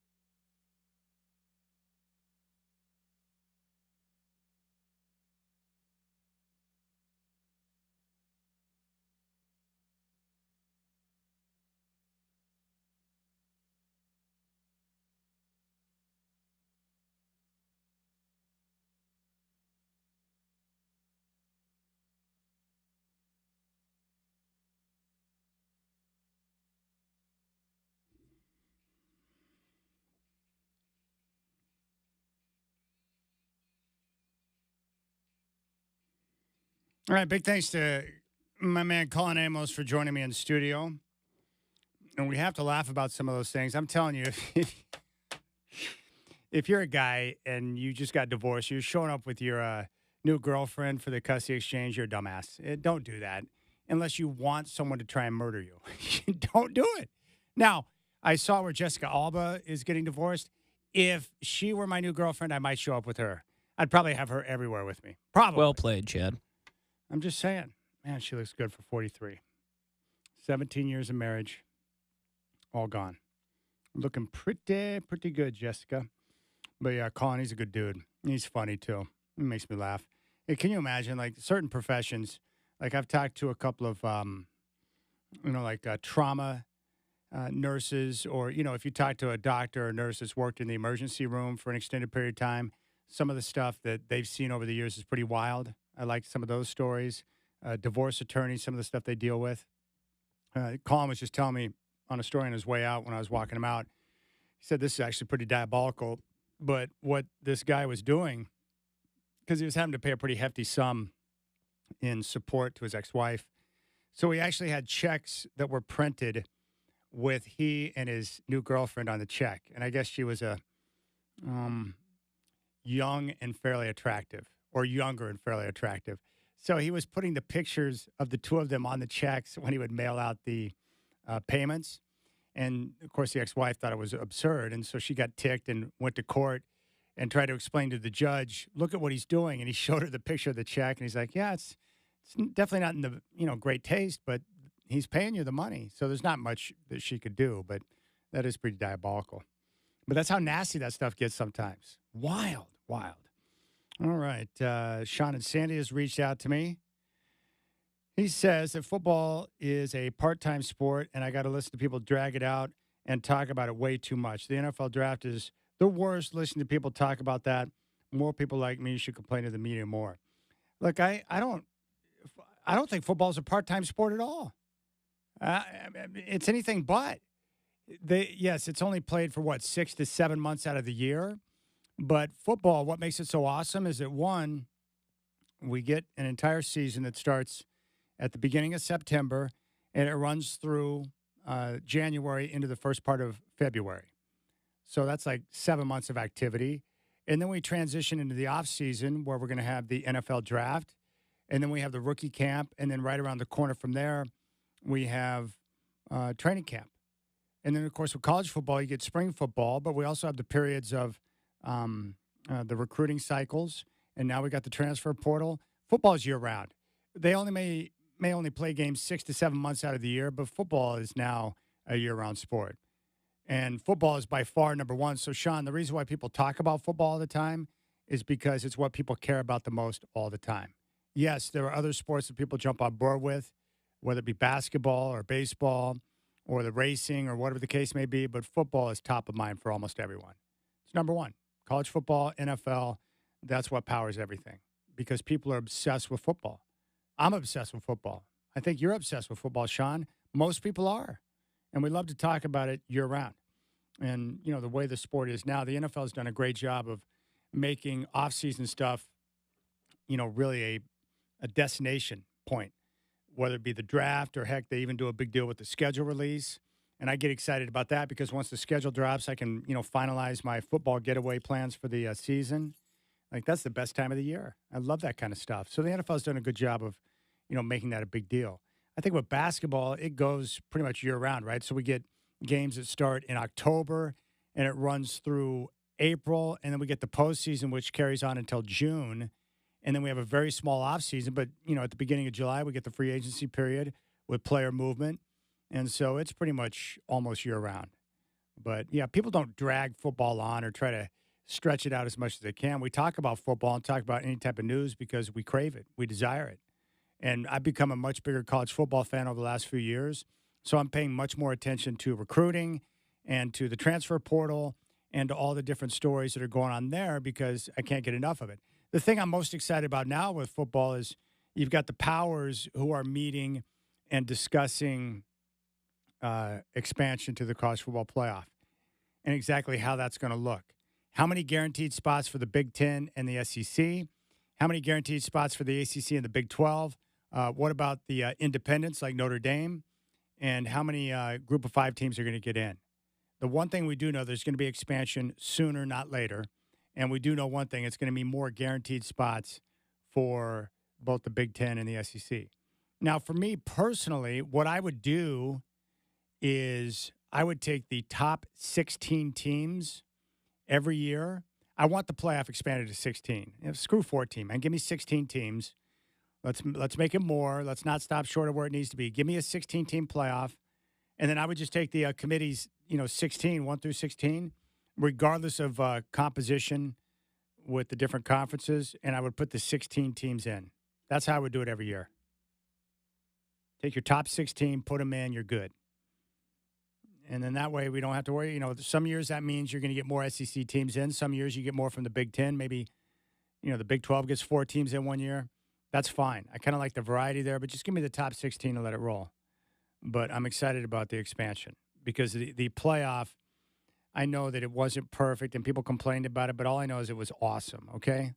It's like football porn. Give me more of it. I need it. I want it. The playoff was great. And seeing more campus games in the future is going to be great because the on-site campus games are great. All right, Lakers, Blazers tickets. We're going to play Name That Movie next. Your chance to see Luka and LeBron Thursday night at Moda Center.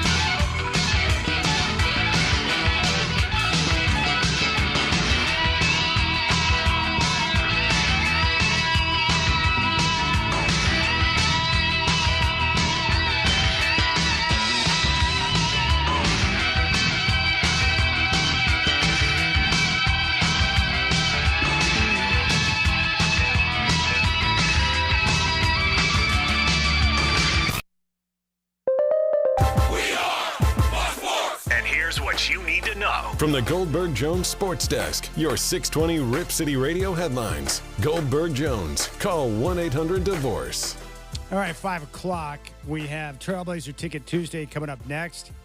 We'll play Name That Movie, your chance to win a pair of tickets to see the Lakers Thursday night at Moda Center taking on the Trailblazers. And that's it. Portland's back in action on Thursday following the All-Star break with Luka and LeBron tip at 7. And Chris Burkhardt will have Blazers Game Day live from Moda Center starting at 5. And don't forget, you can listen to every Trailblazers game streaming live on the iHeartRadio app. Elsewhere, Kyrie Irving wants to play for Team Australia in the 28 Olympics. He was born in Melbourne. The Panthers have re-signed the Red Rifle, Andy Dalton, to a 2-year deal. They credit him for Bryce Young's development. Joe Buck is going to be back in the booth for baseball for the first time since 21. And he's going to call the Yanks and Brewers for ESPN on opening day. The Cubs have given Justin Turner a 1-year deal. We got more of the Rip City Drive coming at you right now. The home of the OSAA is 620 Rip City Radio.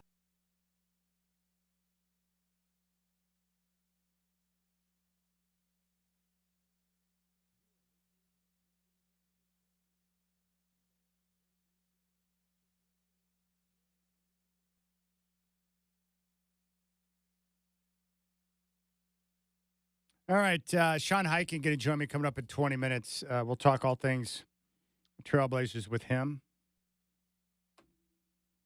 I still can't believe Sean and Sandy. Sean, do you complain about everything I say on the radio? Everything I say, he complains about. It's like, dude, I'm not trying to drag out football. We all love football. And when football's over, we're upset because we don't have more games. Football's great. It is by far the dominant force. It's the number one sport. Everyone cares about it. We all love it. And very few people say, yeah, I really don't need more football in my life. In fact, I don't know anyone that says that. And if they did say that, I'd be like, dude, where are your balls at? We all want more football. It's a great thing. It's a beautiful thing. And there are other sports. I like all sports. I told you, Sean, I watch the racing. I like the Formula One. NASCAR's okay. I watch tennis. I watch golf. I watch everything. But football is my number one. And especially right now, college football. College football is by far the dominant force in my life. It's what I care most about. The NFL's right there. And then, you know, it just all changes. I go back and forth. I've been watching a lot of old NBA games on YouTube lately. I've been enjoying that. And I guess it just depends on the stars. Like, no Rafael Nadal means I don't have as much interest in tennis right now because I don't have any individuals that I'm attached to. I love Rafi. Rafi was a pimp. And I'm totally down with him. I love Nadal. I regret never being able to see him live in person. But now that he's stepping aside, it's going to take me a minute to find somebody else. I've always had a tennis guy that I've watched growing up. When I was younger, I loved John McEnroe. He was awesome. Jennifer Capriati is basically the same age. I watched her in the U.S. Open when I was younger. Back in, what was that, like the 90 U.S. Open? I watched Jimmy Connors run in the 91 Open, which was terrific. Andre Agassi is my favorite of all time. I watched his entire career and the different phases of his career. I was a big fan of Steffi Graf because she was, perfection. I never liked Pete Sampras because he was so robotic. It was annoying to watch. It's like, dude, you serve at like 1 billion miles an hour, and when you're on, it's pretty much unhittable. He annoyed me. And he was mowing over some guys I cared about, like Agassi. And then after Agassi shut it down, I latched on to Nadal. But I need some of those guys. With golf right now, Bryson's my number one. I like to watch him because he's a freak. Excuse me, was that a 400-yard drive? Yeah, that's pretty normal there. And he does things like, the whole golf shot, hitting the wedge over the house and getting the hole-in-one and stuff. I like watching that. So Bryson's my favorite guy to watch in golf right now. My favorite golfers over the years, Fred Couples, probably number one because I've never seen a guy swing a club so smoothly. It's like, hey, Fred, do you have a heartbeat? Hey, Fred, do you have a pulse? How can you swing it so smooth? And he's like, well, I know it looks like I'm not swinging that hard, but I'm really trying to put something into it. I've never seen a guy swing a club smoother than Fred Couples. Tiger Woods' dominance was something to behold. And then I remember watching, Nicklaus when I was younger, when the 86 Masters, that was an amazing tournament. I've been going back and watching some of the old Masters on TV, too. And that's a lot of fun to see how some of those shake out. I still can't believe the 96 Masters when the shark Greg Norman collapsed down the stretch. That was heartbreaking. I thought he was going to get the green jacket, and he came apart at the seams. And he had a couple of close calls at Augusta. And that's probably my favorite golf tournament now. But that's about it. And in the NBA right now, I'm going to pay attention to. I'm curious to see what Oklahoma City can do in the playoffs with their younger roster. How will they handle some of the battles and the tests?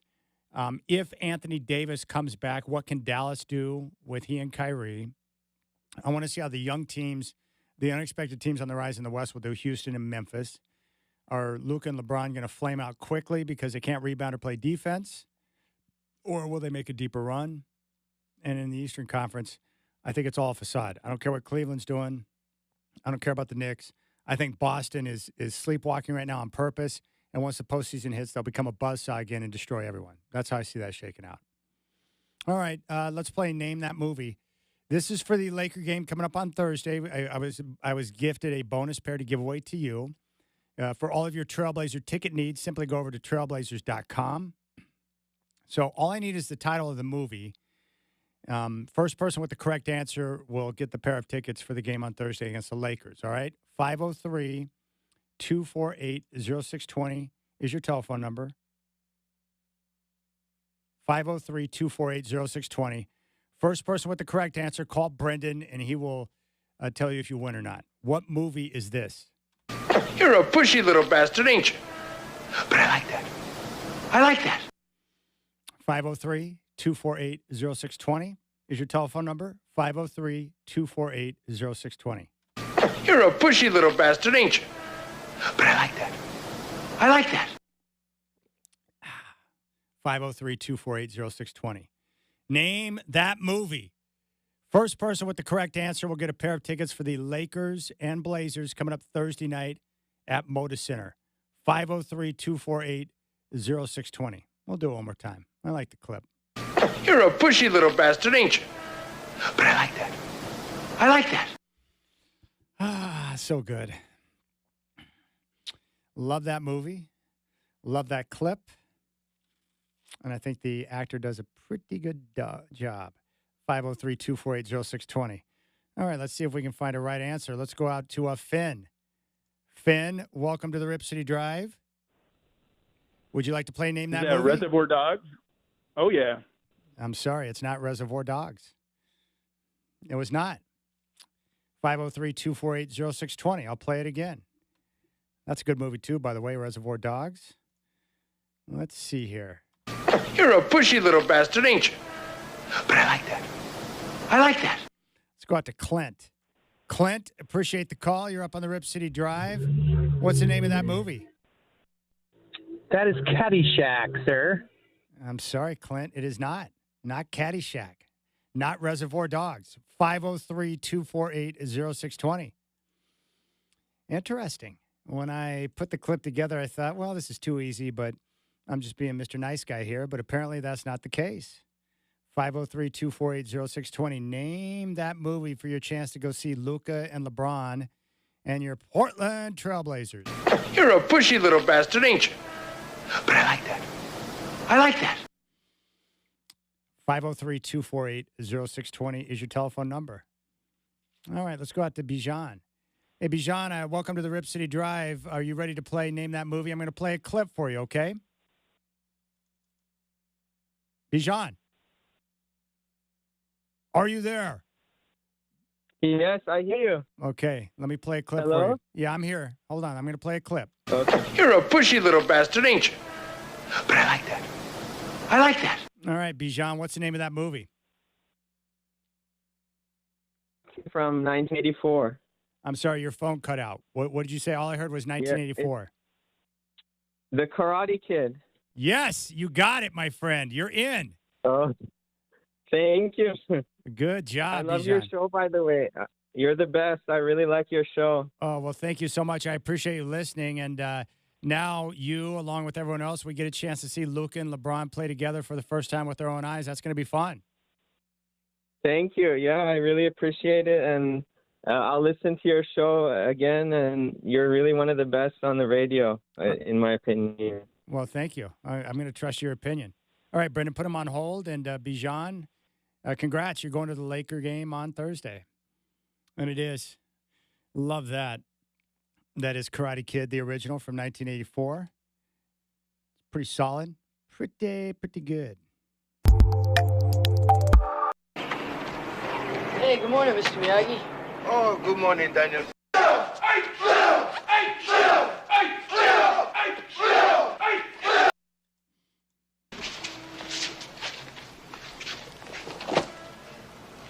I hear you jumped some of my students last night. Afraid the facts mixed up. You calling Mr. Lawrence a liar? No call no one, nothing. What are you here for, old man? Come ask, leave boy alone. What's the matter? The boy can't take care of his own problems? 1-to-1 problem, yes. 5-to-1 problem. Too much ask anyone. Is that what's bothering you? The odds? Well, we can fix that. Feel like matching Mr. Lawrence? Yes, Sensei. No more fighting. This is a karate dojo, not a knitting class. You don't come in my dojo and drop a challenge and leave, old man. Now, you get your boy on the mat, or you and I will have a major problem. Too much advantage. Your dojo. Name a place. Tournament.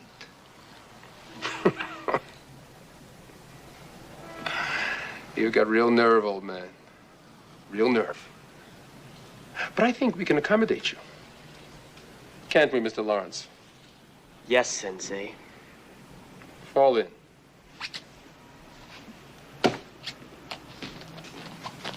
Ask one more small request. Make it fast. Ask leave boy alone to train. You're a pushy little bastard, ain't you? But I like that. I like that. All right. No one touches the prima donna until the tournament. Is that understood? Yes, Sensei! Boom. The Karate Kid from 1984. Who would have thought that that movie, many years later, would turn into a series on Netflix called Cobra Kai, and yet somehow it works perfectly. It's a beautiful thing right there. So good. Gosh, it was good. The finale on Cobra Kai is awesome. I encourage you to check it out. That was a good movie. I watched that movie over and over again. Very good. The great Pat Morita. Rest in peace, my friend. Heck of a job as Mr. Miyagi.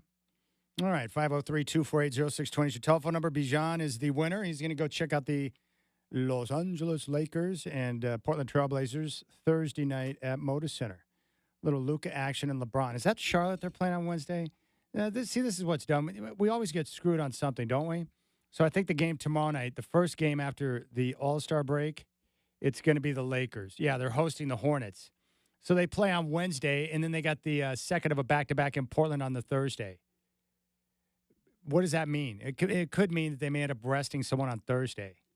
What I would do, dang it. That's probably what's going to happen. I hope not. You would think that after a week off that those guys could muster to be able to play in the back-to-back. I hope that's the case because I don't want to go and then Luka will play regardless, but, LeBron, you never know with him in terms of what they're going to do, but we'll see. But that'll be a good time. It'll be fun. Right now, the Lakers currently 5th in the West. Oklahoma City 8 games in front of Memphis, and Denver a half game out of second in third. They've won 8 straight games. Houston at 34-21, a half game in front of the Lakers. And Houston's one of those young teams. I think they're one of those teams to keep an eye on. Maybe they make a run after Kevin Durant, but they're like a piece away now. They are playing really well. Young, athletic, they defend. Ime Udoka is doing a good job of coaching that group. And Oklahoma City just cruising at 44-10. And they dealt with a large portion of the season without Chet Holmgren. All right, we'll keep things rolling here on the Rip City Drive. We're going to come back, and we're going to hear from Sean Highkin, our Trailblazer insider from Rose Garden Report. And we'll keep cruising on a Tuesday. I appreciate your time. Rip City Drive, normal time tomorrow at 3. And then on Thursday, 3 to 5, Rip City Drive, Blazer Game Day at 5 from Moda, and tip-off with the Lakers at 7. Sean Highkin's up next on the Rip City Drive.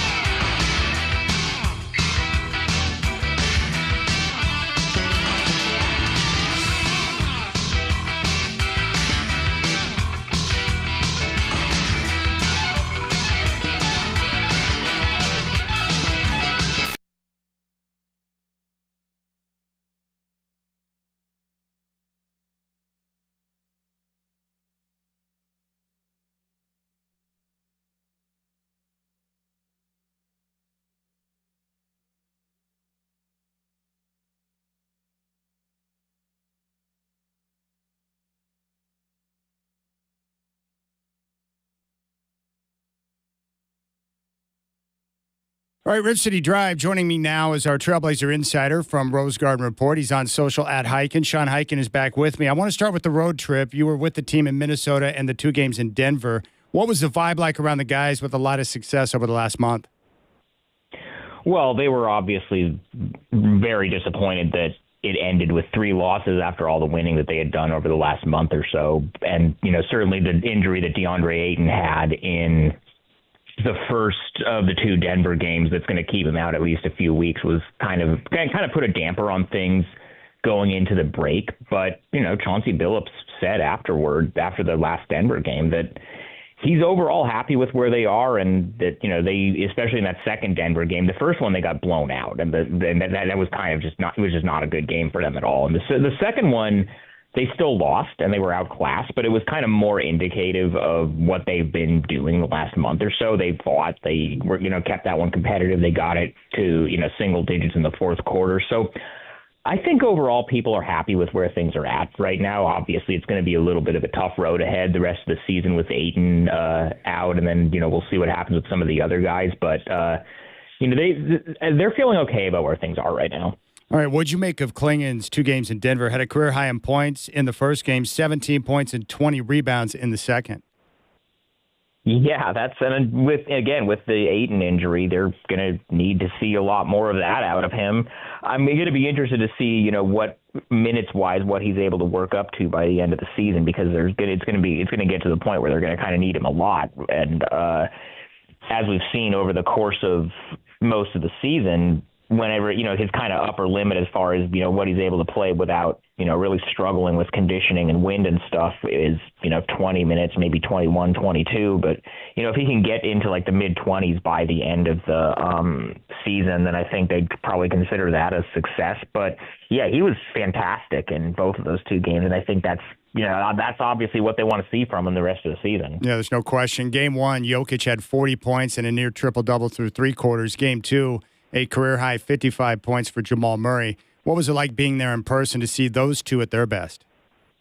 Well, the Jokic thing, as funny as this is far from the first time I've seen Jokic go off like that, and it's just, you feel about him the same way you feel like watching, Wemby in person or Giannis or, peak LeBron or any of those guys, where it's just unbelievable. The Jamal Murray one, it kind of reminded me of a lot of those Dame heaters that we've seen here in Portland for all those years that he was here, where it just felt like he couldn't miss. And in their building in Denver, it just, the crowd was fully behind him, and it was pretty awesome to watch. Yeah, there's no question. I think with Jokic, Sean, I was slow getting there, but now I admire him, and I do acknowledge he's the best player in the world. It's not even close. And the best compliment I can give him is I haven't seen a player with his feel for the game since Larry Bird. Yeah, I mean, there was one play that he had. I mean, the highlight passes and stuff are kind of the things that everybody talks about with him when they talk about feel for the game. The play that I think just in one of the 2 games, I think it was the first one. There was this play, a Blazers player was shooting a free throw with. It was actually the second game rather. The Blazers were shooting a free throw with 0.5 seconds left in the first half, missed it, and Jokic just darts from behind the free throw shooter for a tip in less than half a second, and the tip in is good and it counts. And that was just one of those ones where I was just like, oh my God, this is incredible. Yeah, he's thinking at a different level. You were at the All-Star game. Did the game look as bad in person as it did on television with the new format with a little mini 3-game tournament? So I thought the players' effort level for the most part was better than it's been the last couple of years in the actual All-Star game. The issue with it was just that there was so little basketball being played in a 3-hour, TV event. And, particularly, and I know this has kind of been harped on a lot in the last couple of days since the event, but in the middle of the quote-unquote championship game out of the 3 All-Star games, they just took a 20-minute break in the middle of the game to give this presentation and honor the Inside the NBA guys, even though the NBA isn't going to be on TNT anymore, and so the inside guys aren't doing the All-Star game anymore. the show isn't going away. They're still doing the show on ESPN. So, like, they were doing a tribute, like the show is just getting canceled, or this is going to be the last ever episode of Inside the NBA, which is not true. And so I just thought it was weird they took 20 minutes. That's something you can do in between games, and it's fine. But they took 20 minutes in the middle of one of these little mini games to do that, and it just completely killed the momentum of the whole thing. You know, with the NBA, they've tried so much. I'm not sure why players, don't seem to care about the game or want to compete against one another. I have some theories on that, but really, does it really matter? Because the league, I know that All-Star Weekend, it's more about getting their corporate sponsors and a bunch of people together and put some shine on them, right? I don't know if it's really important that the game is, a crown jewel or highly competitive. Heck, the other sports leagues have issues with their All-Star games too. How important is that the game is what it used to be or what us old heads think it used to be? I don't think it's as important as it's kind of talked about as being. I just think for whatever reason, NBA fans, more so than fans of other sports, have decided that the way to be a smart fan is to constantly be talking about everything that's wrong with the sport and everything that needs to be fixed. And so when the All-Star game is not that competitive, which to your point, I think a lot of that is because it's become an industry event, and it's just about, the corporate sponsors. And, as more and more money comes into the league, anything is just going to trend that way, just like it would anything else. But, there's all this, there's all this discourse for weeks and weeks about how do they fix the All-Star game? What do they need to do about to me, the All-Star game is so far down on the list of things that that are worth this much oxygen. Yeah. I was how to fix them. We're talking with Sean Highkin, our Trailblazers insider from Rose Garden Report. All right, with Ayton out, you mentioned he's going to be out for an extended period of time. That means Klingon will be the starter. On average, how many minutes do you think he'll get per night? Is he going to be around the 30-minute mark, or will it be a little bit over that, under that? How many minutes do you think he'll average in the start he gets with Ayton out of the lineup? If they can get him up to the 30-minute mark regularly by the end of the season, I think they would consider that a success. I think more 20 to 25 would be a more realistic baseline of what they can expect, and then they'll probably play Robert Williams sparingly and fill in the gaps with Jabari Walker or Duop Reith or whatever the case may be. It's going to be a little bit of a by committee thing with Ayton out for at least the next few weeks, but I do think over the course of the last 27 games of the season, we're going to see them try to push Klingon's minutes up a little bit. Hey, Sean, I have been told and have heard that this is going to be Billup's final year in Portland. I think you've heard the same. I think the common knowledge is that this is his final year in Portland. But I want to ask this. With the recent play of the team and the development of the young players on the roster, the important five with Scoot, Shaden, Klingon, Tamani, and Denny Avdia, is it out of the question to think that they could pick up the option and bring him back for the final year on his contract? I don't think anything's out of the question until they actually announce that he's going to be let go. I mean, I'm kind of, you and I have both been in the same boat pretty much the whole season. We've all kind of just known that this is going to be it for him. And I'm not saying that they should necessarily make a decision, base a decision like this on having 2 good weeks in January. But the last 2 weeks, the 2 weeks where they won 10 games and 10 out of 11 games, and the way he had them playing and the way guys were bought in and all that stuff, I don't think that's nothing. I don't think that can be completely discounted. I mean, I still would lean towards him not being back at this point, but it certainly made it a little bit more interesting. What do you think the plan will be post All-Star break? They're going to kick off on Thursday against the Lakers. 28 games to go. Do you think they'll allow the guys to come out over the first couple of weeks and compete and see if they can win some games like we saw during that stretch, or are we going to see them, pull the plug like they have the last couple of years? How do you think it's going to play out? Well, DeAndre Ayton being out for an extended period of time, I think, makes that a little bit of that decision for them. I mean, they say he's going to be out for 4 weeks. That's the official update from the team. But at that point, we'll see if he actually plays the rest of the season at all. But that's kind of a big thing. I don't think people realize, for whatever people want to say about Ayton, going from him and then either Klingon or Williams backing him up to Klingon having to start and play more minutes than he ever has, and then Jabari Walker and Duop Reith plugging in all those minutes, that alone, that's going to limit their ability to win some of these games. And then from there, I guess we'll see how long it is before the Anthony Simons and Jeremy Grant and those types of guys start having things pop up on the injury report. They're having a practice later today, so we'll see. What Jeremy Grant missed the last 2 games of the road trip before the All-Star break with knee soreness. So we'll see what that's looking like going into their return, the start of the second part of their schedule this week. Yeah, it's interesting. So what are the main things you're going to pay attention to with the Trailblazers over the final 28? Really Scoot, because he missed the last game with an ankle injury. I don't think that was anything super serious, but I think we'll get an update on that today. But assuming he's fine and he's able to go, then I'm very curious to see how he ends the season, because over the last 6 weeks or so, I think the organization feels like he's taken some real steps, and it's not just, he had a couple of weeks where he put up good numbers. And, I think people are very happy with where he's at right now development-wise, so you want to see that continue. And then the other person that I kind of have an eye on, besides Klingon, who we've talked about, is Shaden Sharp, who is still coming off the bench. And, even in the last game when Scoot was out, Chauncey put Chris Murray into the starting lineup instead of Shaden, and basically said that it was still because he didn't feel like Shaden defensively was where he needed to be. So we'll see if that continues to be where things are at with that, or if Shaden is able to step up on that end or do something else to change Chauncey's mind and put him back in the starting lineup, or, how he continues to develop. Those are kind of the main things I'm looking at. All right. Lakers are in town on Thursday. Luka and LeBron, our first chance to see them with our own eyes. What are you curious about with that pairing? What are you going to be watching on Thursday?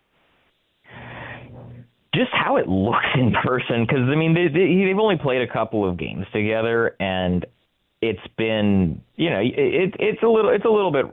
They played the Jazz, so they didn't really have to worry about winning that game. But it was a little bit of, they were kind of feeling their way into it, and we'll see. First of all, we'll see if both of them actually play in that game, because tomorrow night they weren't supposed to play their first game of the post All-Star schedule until the game in Portland on Thursday, but they're actually playing at home against Charlotte tomorrow. It's one of the games that had to be rescheduled because of the wildfires in LA. So on the second night of a back-to-back, are both LeBron and Luka going to play when, Luka is just still coming off of that calf injury? Or so if we do actually get to see them both, that's kind of what I'm curious about. All right, Sean Highkin, he's our Trailblazers insider from Rose Garden Report. You can follow him on social at Highkin. Hey, Sean, as always, I appreciate the time. Keep up the good work, and look forward to seeing you at Moda Center on Thursday. Yes, sir. Good to talk to you always, Chad.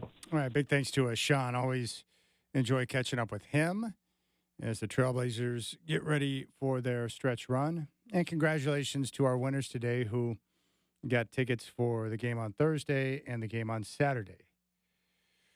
All right, 503-248-0620 is your telephone number. 503-248-0620 is your telephone number. You can also reach out to me on social. At Chad and Rip City is where you're going to find me. I want to remind everyone to go to RipCityRadio.com, hit the calendar page, and you'll find the link for the 50/50 raffle fundraiser benefiting ALS Northwest. And from there, you'll have the link where you can go to purchase raffle tickets.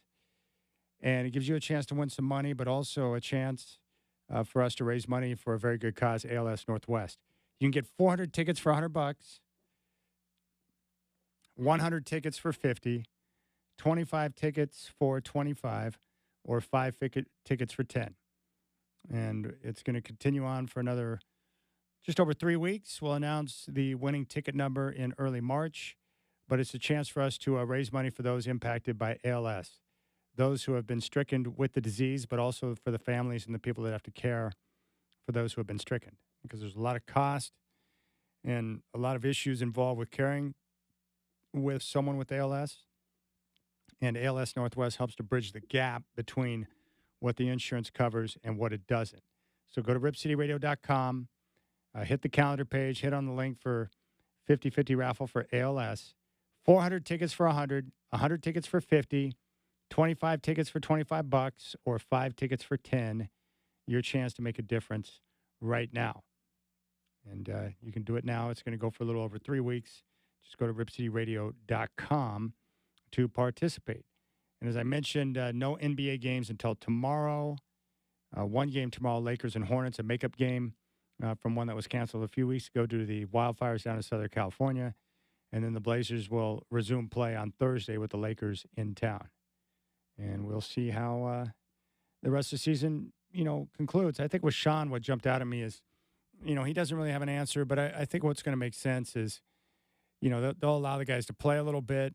I think over the first couple of weeks, depending on how many games they drop, I think at some point we're going to see a reduction in minutes for, the veteran players, namely Grant and Ant. And then that will open up more playing time for the young guys. The rest of the way, Klingon will get the start at center. My guess would be if Ayton's out for at least 4 weeks until they reevaluate, I would be surprised if he plays again this year. That'll open up the door for Klingon to play extended minutes, and then they'll utilize Robert Williams to fill the gap in minutes that Klingon can't play. And then Chauncey can use, Jabari Walker a lot with some of the smaller lineups to eat up the rest of the minutes at center. So Klingon will get a chance to play. And then once, Anthony and Grant have a reduction in minutes, that's going to clear up some of the backcourt rotation. And what I'm hoping is that Shaden will continue to show an effort to improve defensively. And then, the coaching staff will be in a position where they can start Scoot and Shaden together. Because we need to see what those guys look like. Keep in mind, aside from player development, part of the key of this year, which they couldn't really get access to last year because of the injuries and the lack of consistency with the lineup was, the front office having access to data to know exactly what they have with their young players and be able to project what they're going to become and how they look together with different combinations. You need that data and that information to be able to make better decisions. And it's important. You got to be able to have that. We'll go from there. But for me, it's all about player development. Been very pleased with the development of the young guys. And regardless of wins or losses down the way, I just want to see continued improvement, especially from Scoot.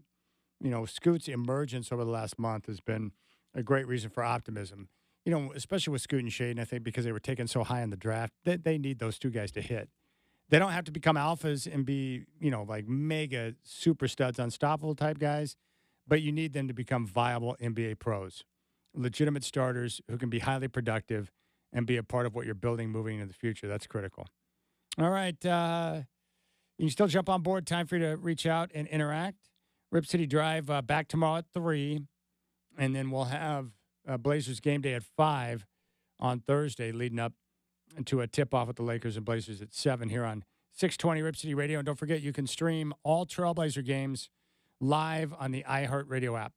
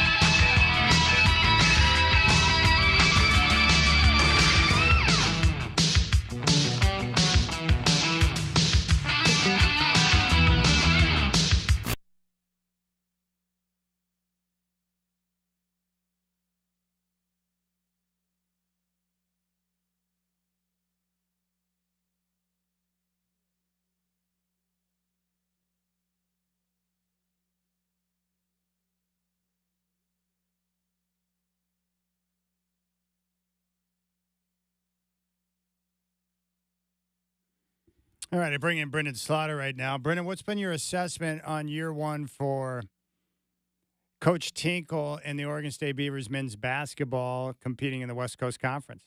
Yeah, it's gone better than I would have expected. The last couple of seasons have been, pretty disappointing, I think would be kind of the easiest way to say it since that Elite Eight run, 4 years ago now. So you move to a conference that on the surface is going to have, some easier scheduled teams. And it's led to more wins. I think you've also seen a more cohesive unit and a unit that's got a lot more chemistry. But at the same token, Chad, you entered into the conference knowing, hey, unless you just go on a crazy run, the bids are going to belong to St. Mary's and Gonzaga. So you kind of have to be spoiler if you ever want to push for the NCAA tournament. And despite Oregon State having a pretty good non-conference this year, they've slipped up a little bit in the last couple weeks, and now they've kind of put themselves in a position where they will have to win the WCC tournament, most likely to make the big dance. But hey, for where Oregon State basketball has been the last couple years, even an NIT appearance would be solid. So, it's better than it's been, Chad, so you can't complain about that. So they'll have 20 or more wins on the season. So you think the only way they get in is a tournament championship? Yeah, I think there was a possibility. They dropped a game to UP on the road at the Bluff this last week. As far as RPI net rankings go, that one was tough. Short of winning out, and that includes a road trip at St. Mary's. I think an at-large bid would be a bit of a stretch. And their best win on the year is what, Gonzaga? Yeah, that was a great game. It was, definitely, one of the few that I got to this year, and that encapsulated how good they can be when everything works.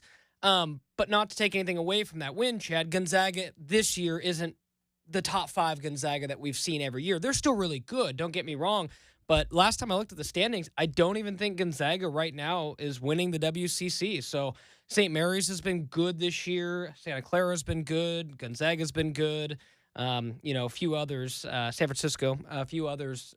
Even Washington State hasn't been bad. So it's been interesting. I like seeing some different teams for them to play. It's kind of shaking up the kind of road trips and all that. But when you get right down to it, Chad, Oregon State's inability to really be competitive on the road continues to be their Achilles heel.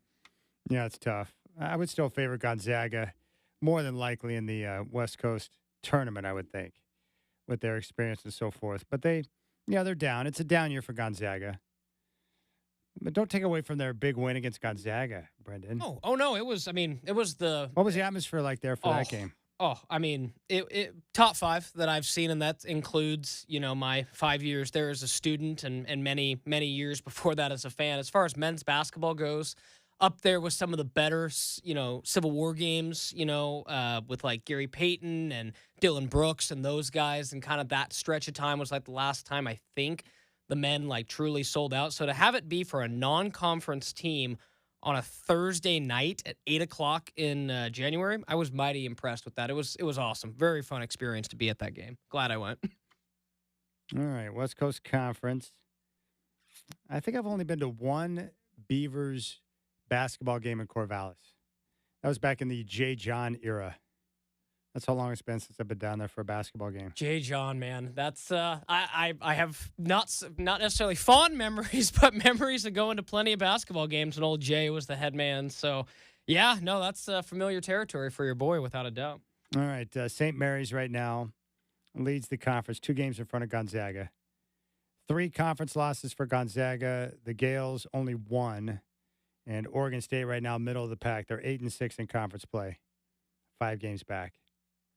And as Brenden said, the road issues continue, just 1-6 away from home, but 15-2 at home. St. Mary's. So, if you're Oregon State and maybe you see that the big dance, if the that's why the tournament happens. Oregon State went to the Elite Eight and won a Pac-12 tournament when nobody expected them to. So I'm not going to say that's out of the question, but say you're a highly seeded NIT team, you get a couple games, maybe at Gill. Oregon State will probably show out. Could be a solid bounce back season for Wayne after having a couple bad ones. So, where's the West Coast Conference tournament held? Is it down in Vegas? Where do they play Vegas at the Orleans. So off strip, the Beavers that were formerly T-Mobile and the nice arena. Now you got to go back off strip a little bit and go to the Orleans.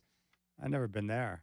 So they're not even playing it at the Garden Arena at MGM. No, so I heard that this was the last year the WCC was going to do that, and I think it's because they've realized, Mandalay has an arena, MGM has an arena. The Mandalay, that's the arena where the Aces play, right? I believe, yes. So there's lots. I've been to a Pac-12 women's tournament when I was at the Mandalay. Super swanky, great atmosphere. But yeah, I mean, when you're at an off-strip casino, it's the men's and women's basketball tournaments together overlaid at the same time for the WCC. So I'll be watching this one from the sidelines, but I'm very curious to see how that goes because logistically, Chad, putting all those teams into like a 6-day stretch sounds like a lot.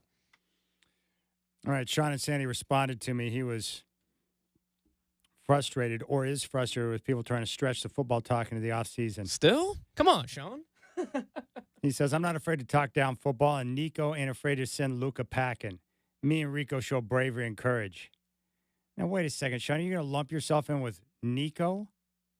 You guys graduate from Tigard High School together? That would be the only way I'd say you guys in this instance. What, did Nico Harrison graduate from Tigard? He was. Tigard, man. Are you pulling my leg on that? Oh, no. Definitely look upable, if that's a word, on Wikipedia. When this all went down, I had to find out about this guy, and lo and behold, Tigard High School alum, man, just right down the road. And Sean, I'm not sure you want to lump yourself in with Nico Harrison. He's going to go down as the guy that traded Luka. He's also the guy that butchered the Nike presentation when they brought in Steph Curry. He's the same guy that left up Kevin Durant's name on the Nike presentation when he presented Nike's plan to Steph and his dad. And he's also the guy that traded Luka. So, Sean, you do not want to lump yourself in with Nico Harrison because history's not going to, it's not going to look kindly upon Nico for that trade. It was an awful trade. Now, do I think that Nico was the brains behind that operation? No.